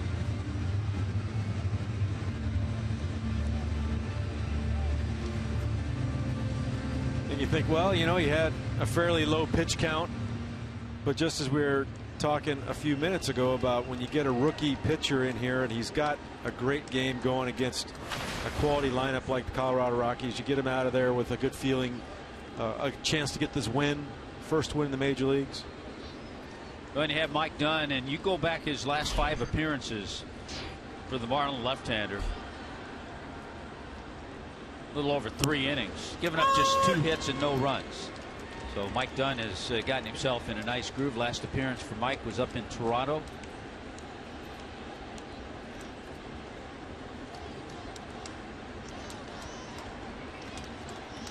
With David Phelps' performance last night, going 8 innings in that game, bullpen well rested.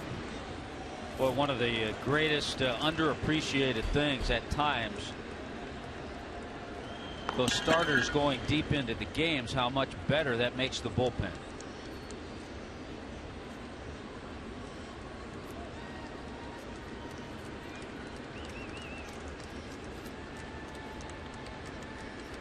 Nobody on base, 2 out.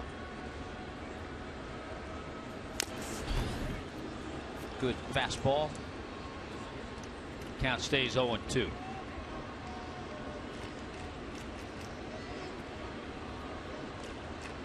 Like Dickerson would like that pitch back. A little upset that he missed it.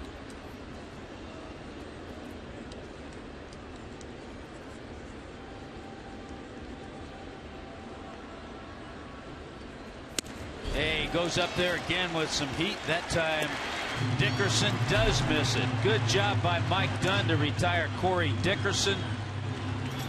We will head to the bottom of the 7th inning. The Marlins lead it 2-1.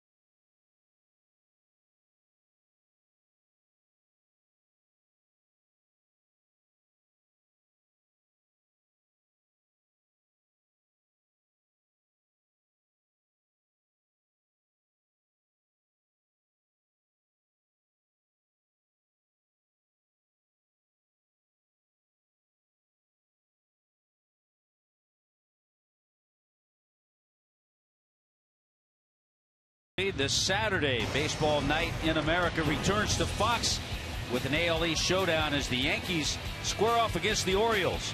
Coverage begins at 7 p.m. Eastern, only on Fox.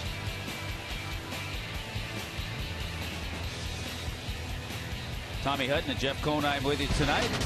Rich Waltz will be back for tomorrow. We'll have a 3-man booth. I think Preston's going to join us up here. No changes with our crack staff. All intact in the production truck. I'll be back out there with Mr. Minervini manning the pre and post game.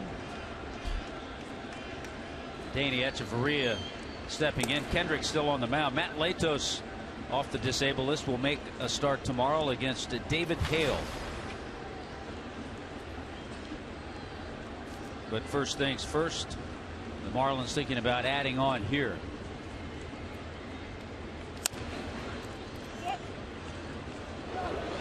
Good pitch by Kendrick, had Echeverria out on that front foot a little bit.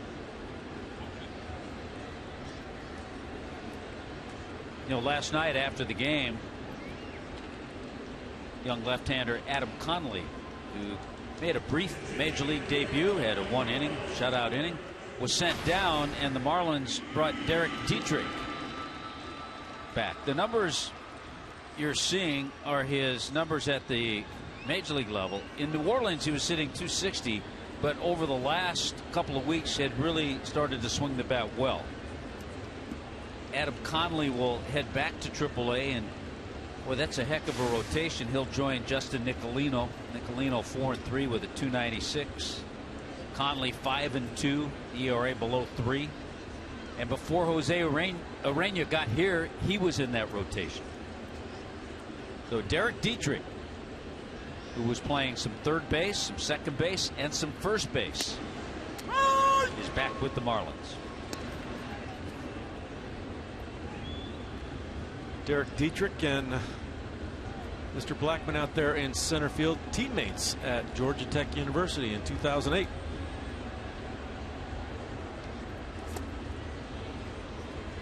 One of the things always impressive about Dietrich, the ball does jump off his bat. He has some power. Very good power, especially at his position. Second base, natural position for him. Came over from Tampa Bay a couple of winters ago in a trade.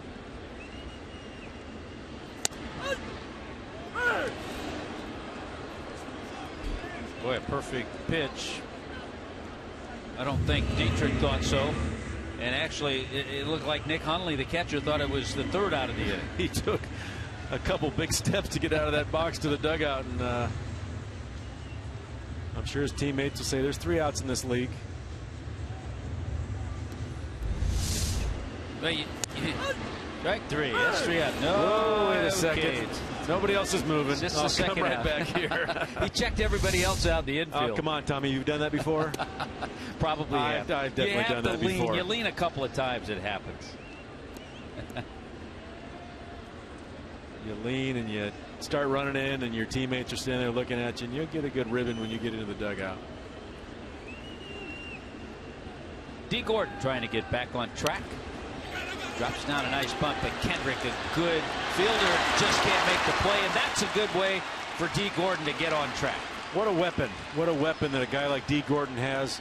He can put it on the ground with a bunt, either get out of a slump or continue a good night. I wish I could run, Tommy. That would have been nice. Beautiful execution. Hey, let's check in with Craig Minervini. Well, guys, it's a weapon that nobody else has used better than D. Gordon going back to the beginning of last season. In fact, it's not even close. Infield hits, that's another one. Bunt categories, and D. Gordon has done it again. That's his 27th bunt hit since the beginning of last season. That's up on Leonard Martin with 22. Hamilton, you see in Gomez. But look at the infield hits now. 80 infield hits for Gordon. The next up is Jose Altuve, the exciting, excellent hitting infielder for the Houston Astros since 2014. Last year, D. Gordon led the majors with 55 infield hits. That's his 25th infield hit this year. What a weapon. Yeah, it is a great weapon to have, and you would think with 2 out, you would think D. Gordon would think about a stolen base, but we mentioned earlier, tough guy to steal against is Kyle Kendrick.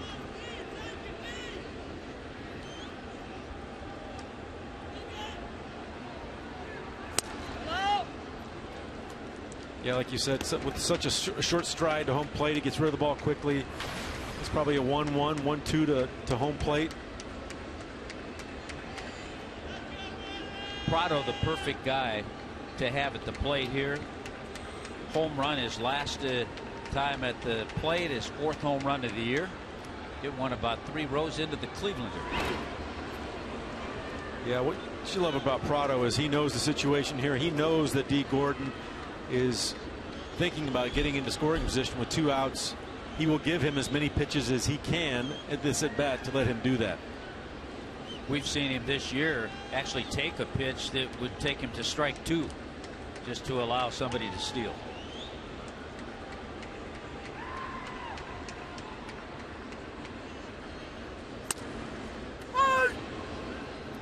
Took that, but no go on the part of D.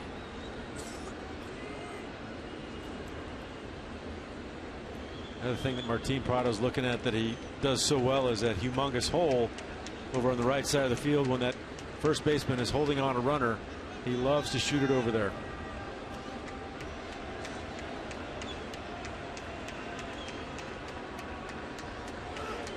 There goes Gordon. The throw.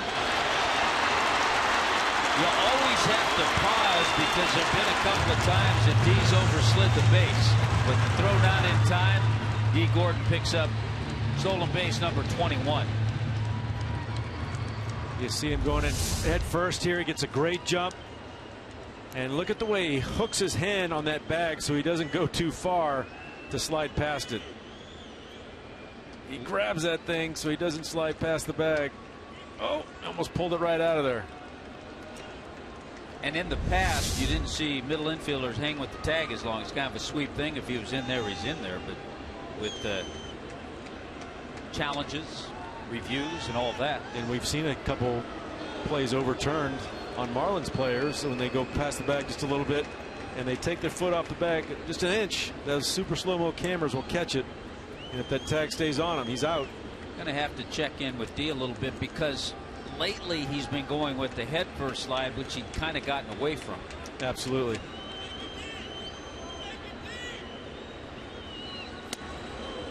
Up and in. Count goes 3-1 now to Martin Prado. Well, you know what happened last time? He went up and in and made the count 3-1. Prado hoping he gets that same hanging slider.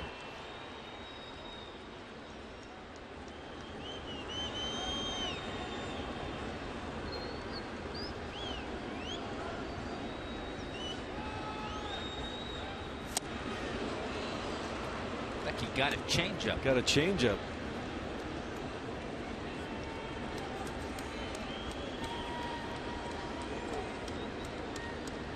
Just off the plate inside.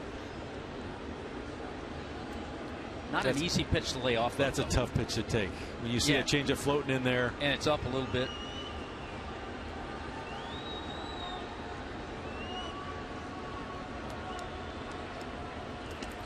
Boy, bounces the 3-2. Looked like he tried to throw another changeup.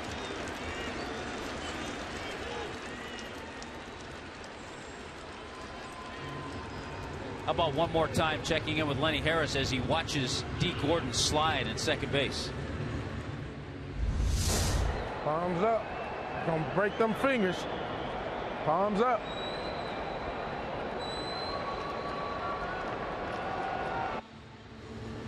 It's a great point by Lenny Harris. You see with those fingers, if they get jammed into that bag, how many times have you seen a player injured by sliding head first into second base or any base for that matter?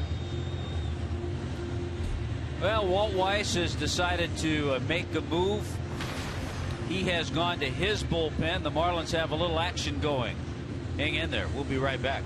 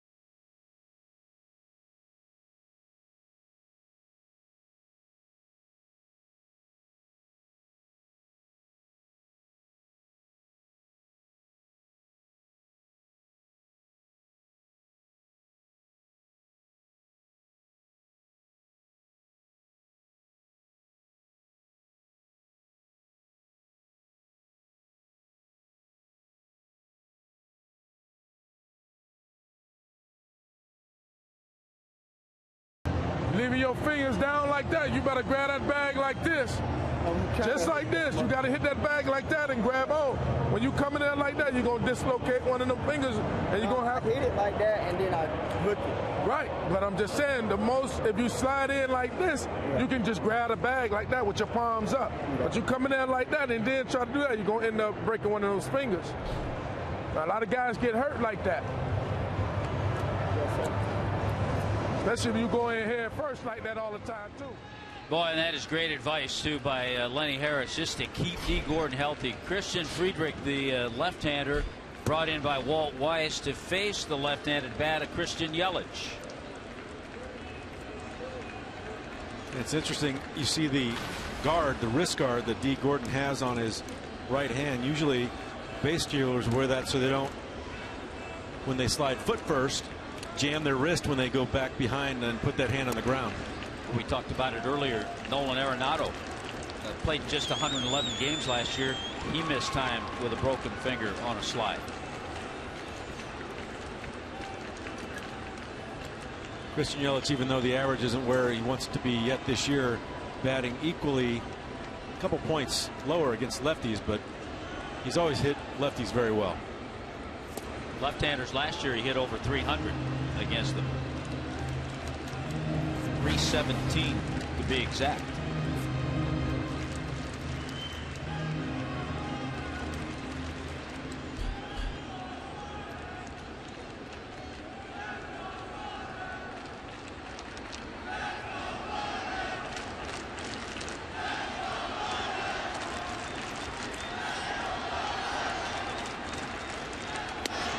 Up high with a fastball. Friedrich to Yelich. So the count is 3-1. Stanton is on deck. If you're Yelich, you're going to look for that nice fastball out over the plate.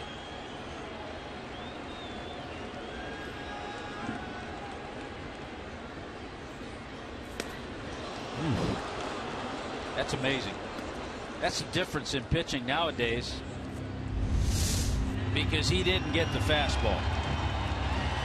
That's a pretty nasty curveball. Looked like a fastball out of his hand. Christian Yelich obviously sitting on that 3-1 fastball. He was thinking like we were. Now you're not sure. 3-2. Roller out to second, and LeMahieu makes the play. The Marlins are gone in the seventh inning. We'll go to the 8th inning. It's a 2-1 ball game. Marlins lead.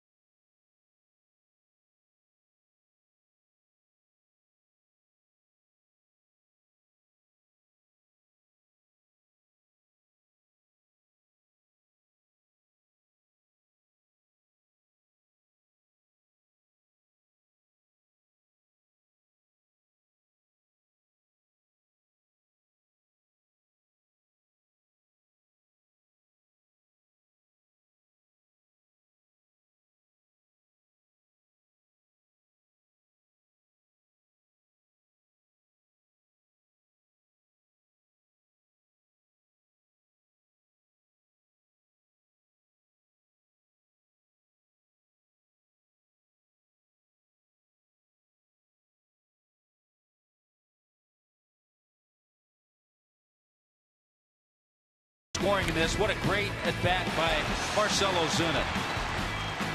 After an 8 or 9 pitch at bat and coming close to a home run or maybe a double, he singles in Christian Yelich. In the 6th inning, hanging slider, Martin Prado makes it a 2-0 game.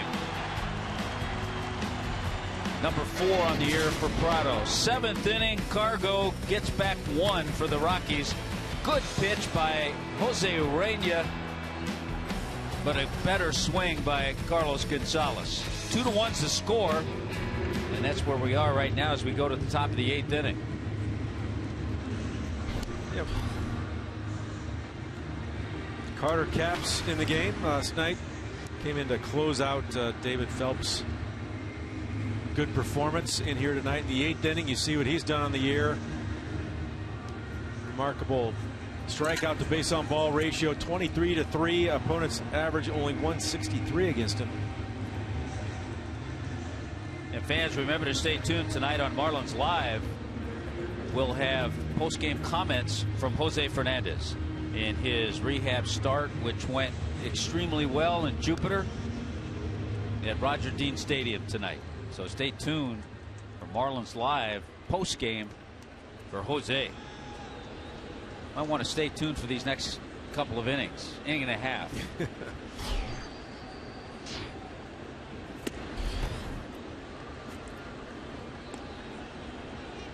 Her Cap's working to Ben Paulson.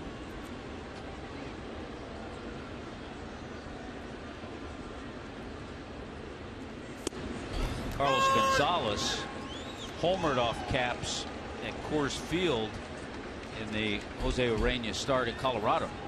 Tell you what, that was almost the most amazing thing of that at bat is he knew he hit that ball out as soon as he hit it. There's a breaking ball that Paulson hits well into right field. Covered by Stanton. Here comes the throw offline, and Ben Paulson has himself a leadoff double.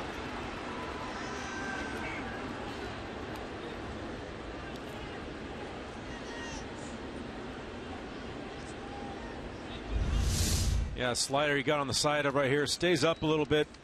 You've seen Carter Capps throw some pretty devastating sliders.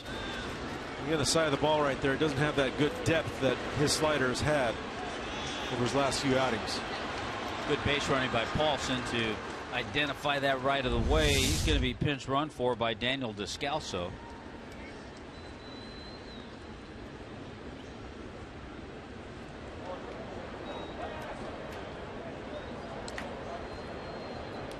That'll bring up Nick Hundley. So nobody out. Rockies have the tying run at second base. A lot of times the bench will call that fake pickoff play to second base to see if the hitter will tip his hand, and Hundley did square around to bunt.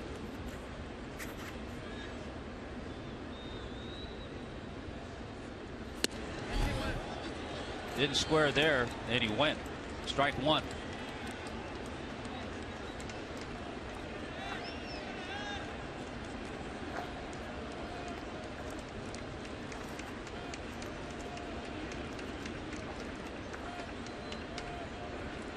Rockies have a pinch hitter in the on deck circle, Rafael Inoa.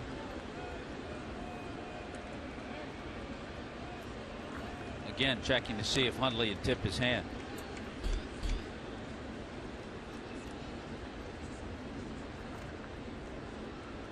We were talking about Kyle Kendrick early in the game about being a comfortable at bat.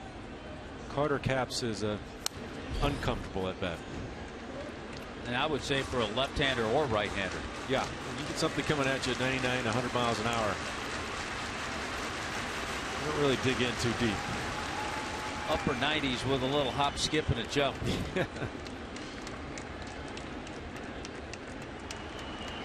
This is where he'd like to get the strikeout right here.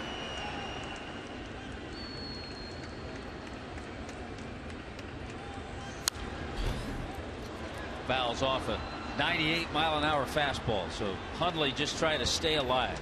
Yeah, that was a very defensive swing. He knew it was going to be a strike. He just wanted to follow that off so he could stay in the at bat.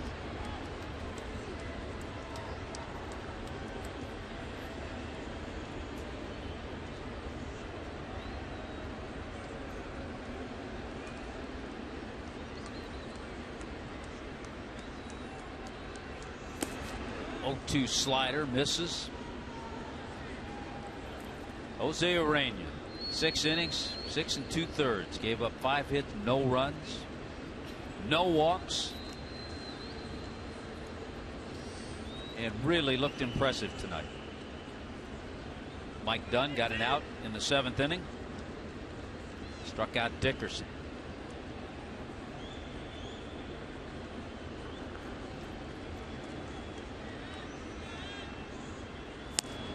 And did he go? Yeah, he did. First base umpire Paul Schreiber with the call.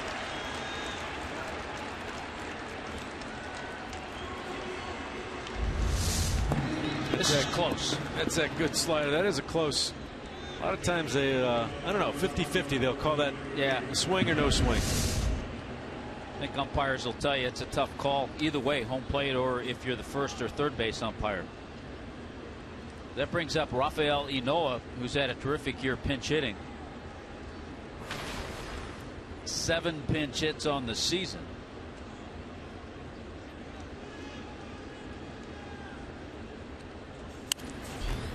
And usually pinch hitters are aggressive, so he goes after that first pitch fastball.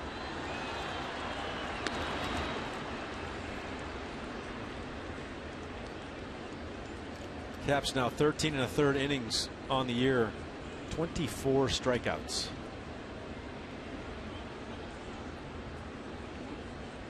Descalso, the pinch runner at second base.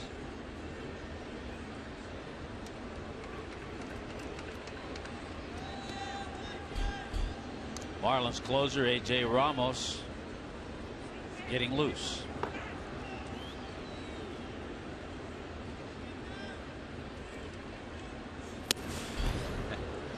Hard fastball up and in. It's 1-1 to Inoa, who's a switch hitter. Of course, up there left-handed against Caps. That's what makes it a little uncomfortable. 98 miles an hour. I mean, it wasn't really that close to him, but starts coming inside with that, and especially high, makes you take notice.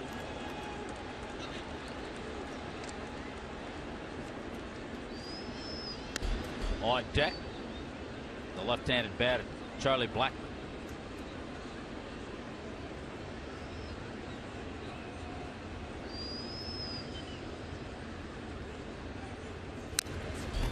Foul back. Now a guy like Inoa, he's up there in a pinch hitting role. The more and more he sees that fastball, he starts to time it a little bit better. Yeah, the good fastball hitters, if you have a fairly straight fastball, and Cap's fastball is pretty straight, they feel that they're eventually going to time one and start it early enough to put the barrel on it. Has a pretty good swing by Inoa. So does that mean Caps maybe goes to the slider here? Yeah, I think the catcher Realmuto recognized on a fastball like that, hey, he's on it now, we might try to throw something here to get him off of it.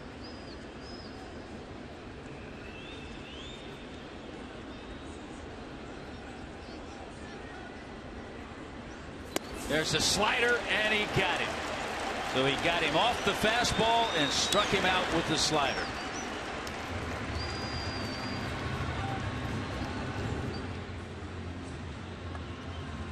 Marlins fans, every Friday is Marlins Flashback Friday, brought to you by Dodge. This Friday, post the best vintage Marlins photo of yourself by using the hashtag #FlashbackMarlins.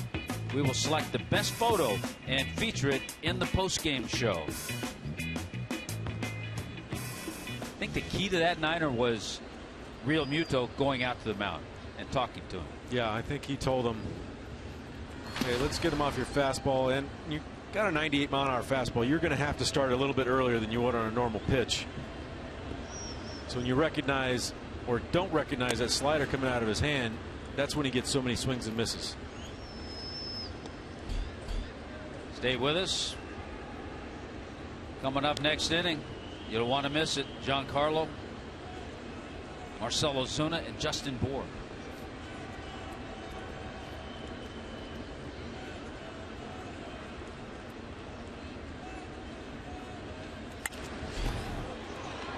Into shallow left center, but going back to get it, Adeiny Echeverria. Nicely done by Carter Capps.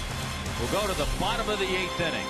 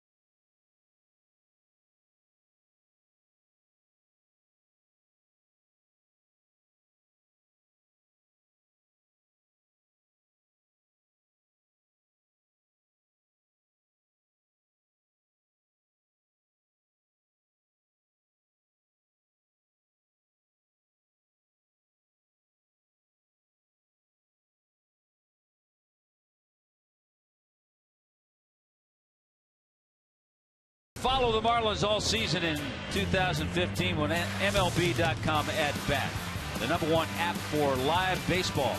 At bat is up to the moment at any moment with in-game highlights, live look-ins, replay reviews, radio broadcasts, StatCast, and more. Get MLB.com at bat for your smartphone or tablet. Couldn't get by without it. It's our Toyota trend for this game tonight. Fewest games to reach 50 or more RBIs. Niner got off to a good start, 94. Yep. Got hurt by the strike though that year. I know. So the new pitcher, Scott Oberg, facing Giancarlo, who has hammered the ball 3 times tonight. A double, a line drive out, and a single. Giancarlo 10 hits now in his last 19 at bats. Daniel Descalso stays in the game. Remember, he pinch ran for Paulson, so he stays in at first base.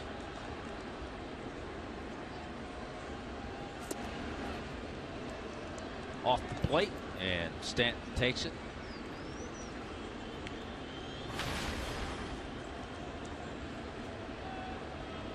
Talked about Stanton with 9 home runs his last 12 games. 10 home runs his last 16 games.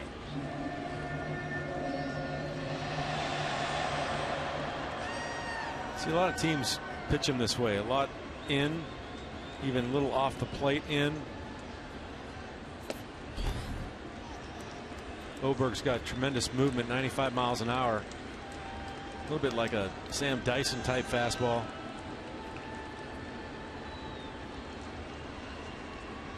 The Marlins saw a little bit of Oberg in Denver.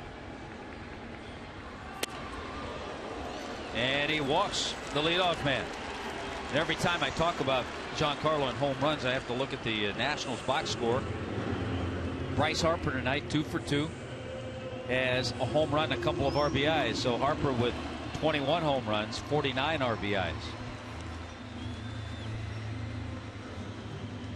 He's having that superstar year that everyone thought he would have coming out. Yes, he has. #1 player in the draft, picked by Washington.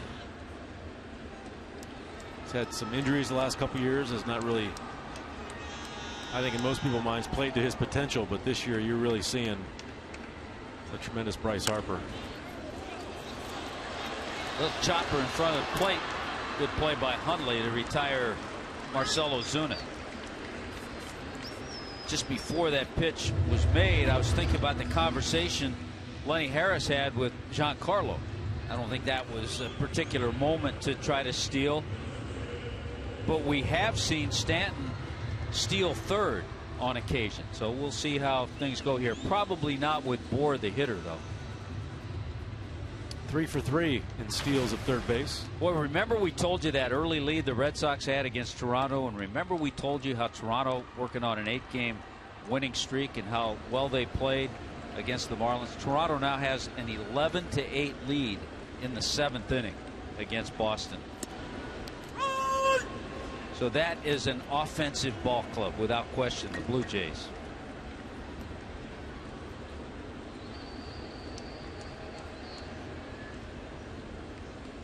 Justin Bohr 1 for 3 tonight. Yeah, you look at Toronto's rankings on the season: number 1 in runs scored, number 3 in average, number 1 in total bases, number 1 in doubles, 3rd in home runs. Came out of that series impressed by Josh Donaldson, and he's 3 for 4 with an RBI tonight.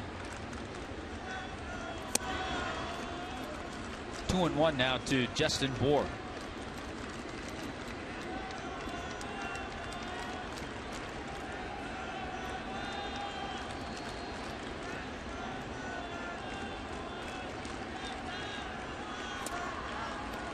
Three and 1. Baltimore taking care of the Yankees tonight, 10-3 in the 7th inning.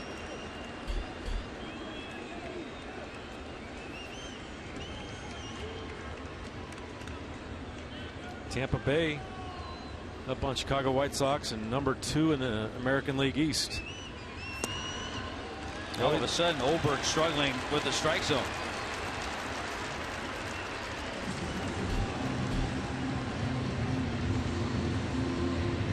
Tampa Bay always, no matter what their lineup or their organization turnover is, they always find a way to win. Hey, they even turned over managers with Kevin Cash, now the youngest manager in the major leagues.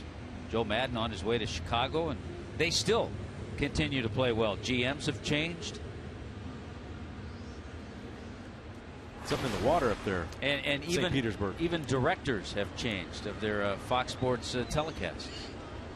And they still continue to go on. JT Real Muto, the hitter, looking for his first hit tonight, even though he's had some really good at bats.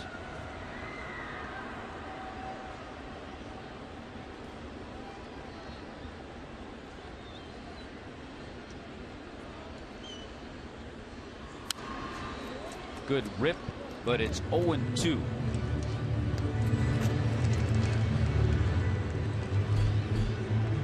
AJ pacing out there, and LeMahieu, Tulowitzki, and Cargo. You wouldn't have it any other way.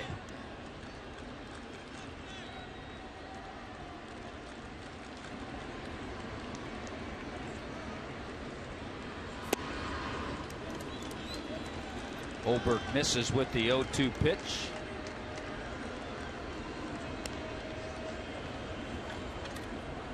JT with a 4-hit game in Denver.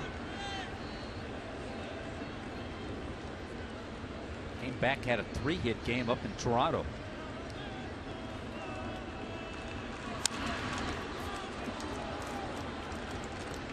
See a good movement on that Oberg fastball inside the JT Realmuto. I think he thought he was going to have a good swing at that one. Ends up moving off the fat part of his bat in a foul ball. Hey, don't forget comments from Jose Fernandez. Checkers Marlins live post game. Talked to Jose about his outing in Jupiter. Good battle by Realmuto to foul that pitch off.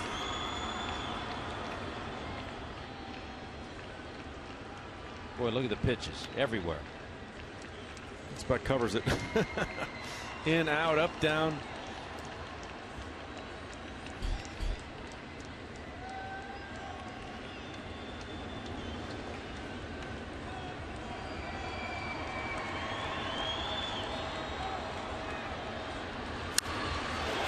Hit in the air, hit well by JT.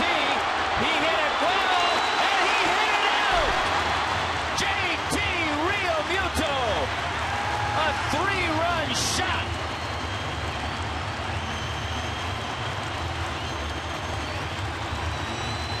Another terrific at-bat from a Marlins hitter tonight. Outstanding at-bat, fouled off some extremely difficult pitches, just foul off, slider, fastball in, brings his hands in great on that pitch right there and drives it into the Clevelander.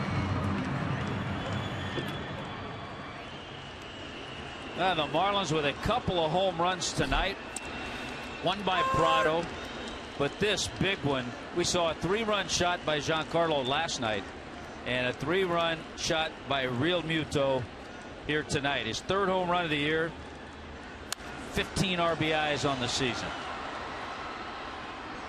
Echeverria into right field for out number 2.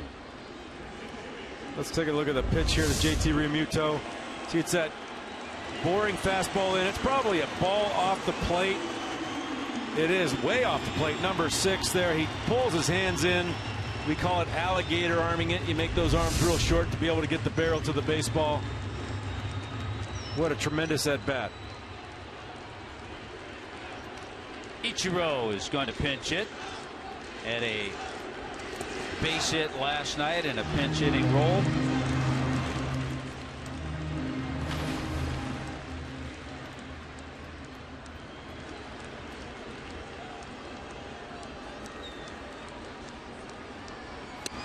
Talked about Inoa with the Rockies with 7 pinch hits. Ichiro has 6.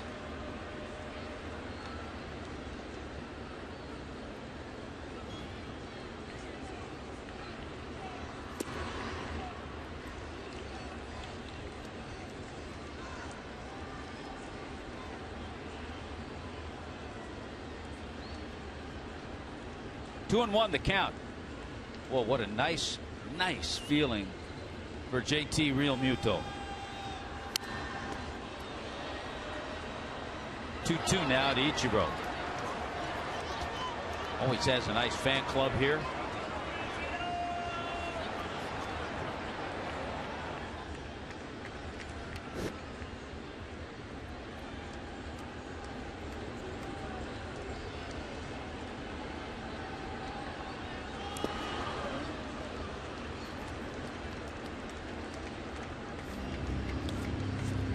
Count is run full now to Ichiro. His base hit last night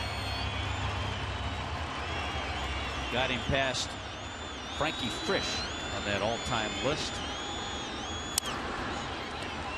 Tapper back to Olberg. The Marlins are gone in the 8th, but a big 3-run shot by JT Realmuto has made it a 5-1 lead.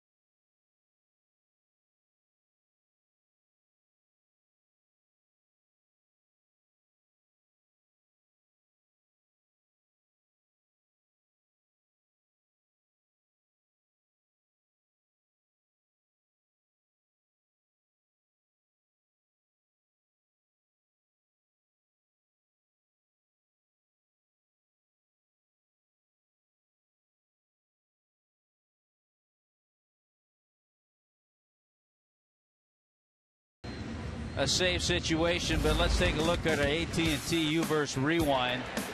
You go back to the last time AJ was on the mound. It was a Edwin Encarnacion home run, a 2-run shot, a heartbreaker for all, AJ included. But you have to go back to May 28, 2014, to the last home run that AJ Ramos had given up, and it was to Wilson Ramos in Washington, D.C. So he had quite a run without allowing a ball out of the ballpark.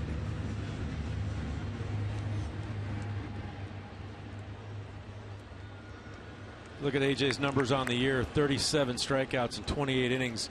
I really like the way this is shaping up in the back end of the Marlins bullpen, with Carter Capps establishing himself as that 8th inning setup guy, and AJ Ramos, which I think has got the best swing and miss stuff on the Marlins staff. And I think this is good for him to come back after the home run he allowed in Toronto that was a walk-off.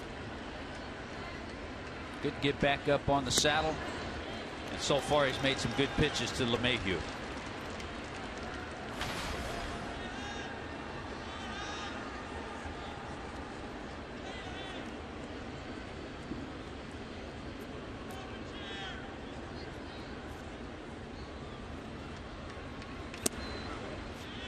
Tried to go way out with a slider, 1-2. Pretty good pick by JT Realmuto. That's the shortstop days. It's not an easy thing to do with that catcher's glove.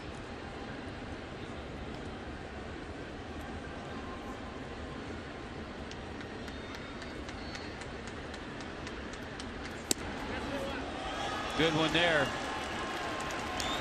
Thought somebody say that's the one, and it certainly was. Good pitch to strike out LeMahieu. That's what we're saying about swing and miss stuff. He gets so many swings induced of balls out of the strike zone. You see that slider goes out of the strike zone, but hitters don't recognize the spin. They can't really hold up their swings. And AJ Ramos gets a ton of strikeouts like that.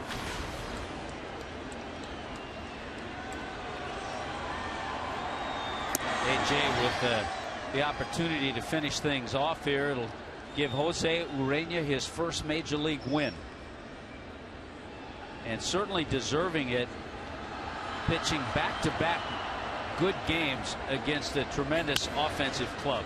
There's a one-hopper to Prado across the diamond, and Tulowitzki is gone. Well, if you look at that stat now, Tommy, and it's the quality start stat, which is 6 innings pitched, 3 earned runs or less. This will be his 3rd in a row. 3rd quality start in a row. Well, he looked relaxed. He threw the ball free and easy, and it wasn't like he had a 7 or 8 run lead. And I thought he got better as the game went along. You saw his confidence grow a little bit more. You saw the changeup, confidence in the changeup. Even the changeup that Carlos Gonzalez hit out was a good pitch. And here is Carlos Gonzalez.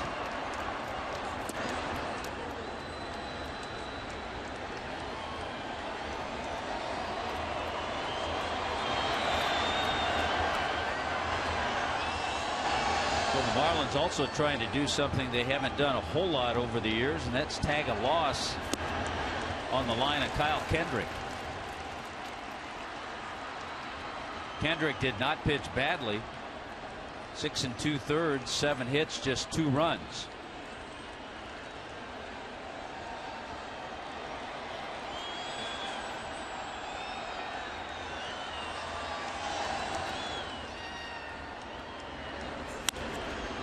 In the air. This should do it. Ozuna with the catch. The Marlins make it 2 in a row against the Colorado Rockies. We had a terrific ball game last night with pitching, fielding, and hitting. I can safely say, Jeff Conine, we had a similar situation tonight. Outstanding. Bullpen came in, did a great job. Jose Urena with his first major league victory. Clutch home run by both Martin Prado and JT Realmuto with a big 3-run blast in the 8th inning. Things are clicking. Marlins looking good last night and tonight. Marlins baseball on Fox Sports Florida is brought to you by your South Florida Honda dealers. And by Florida Coast Equipment, Florida's largest Kubota dealer. Visit us at www.floridacoasteq.com. It's in the books. Marlins with a 5-1 win. Jose Urena, the 23-year-old, picks up his first Major League win. JT Realmuto with a big insurance 3-run home run. Frank McKenna saying, yeah, you use those alligator arms. You brought them in. Good job all around. Martin Prado with a nice game. Marlins won it 5-1. We'll be back with a whole lot more.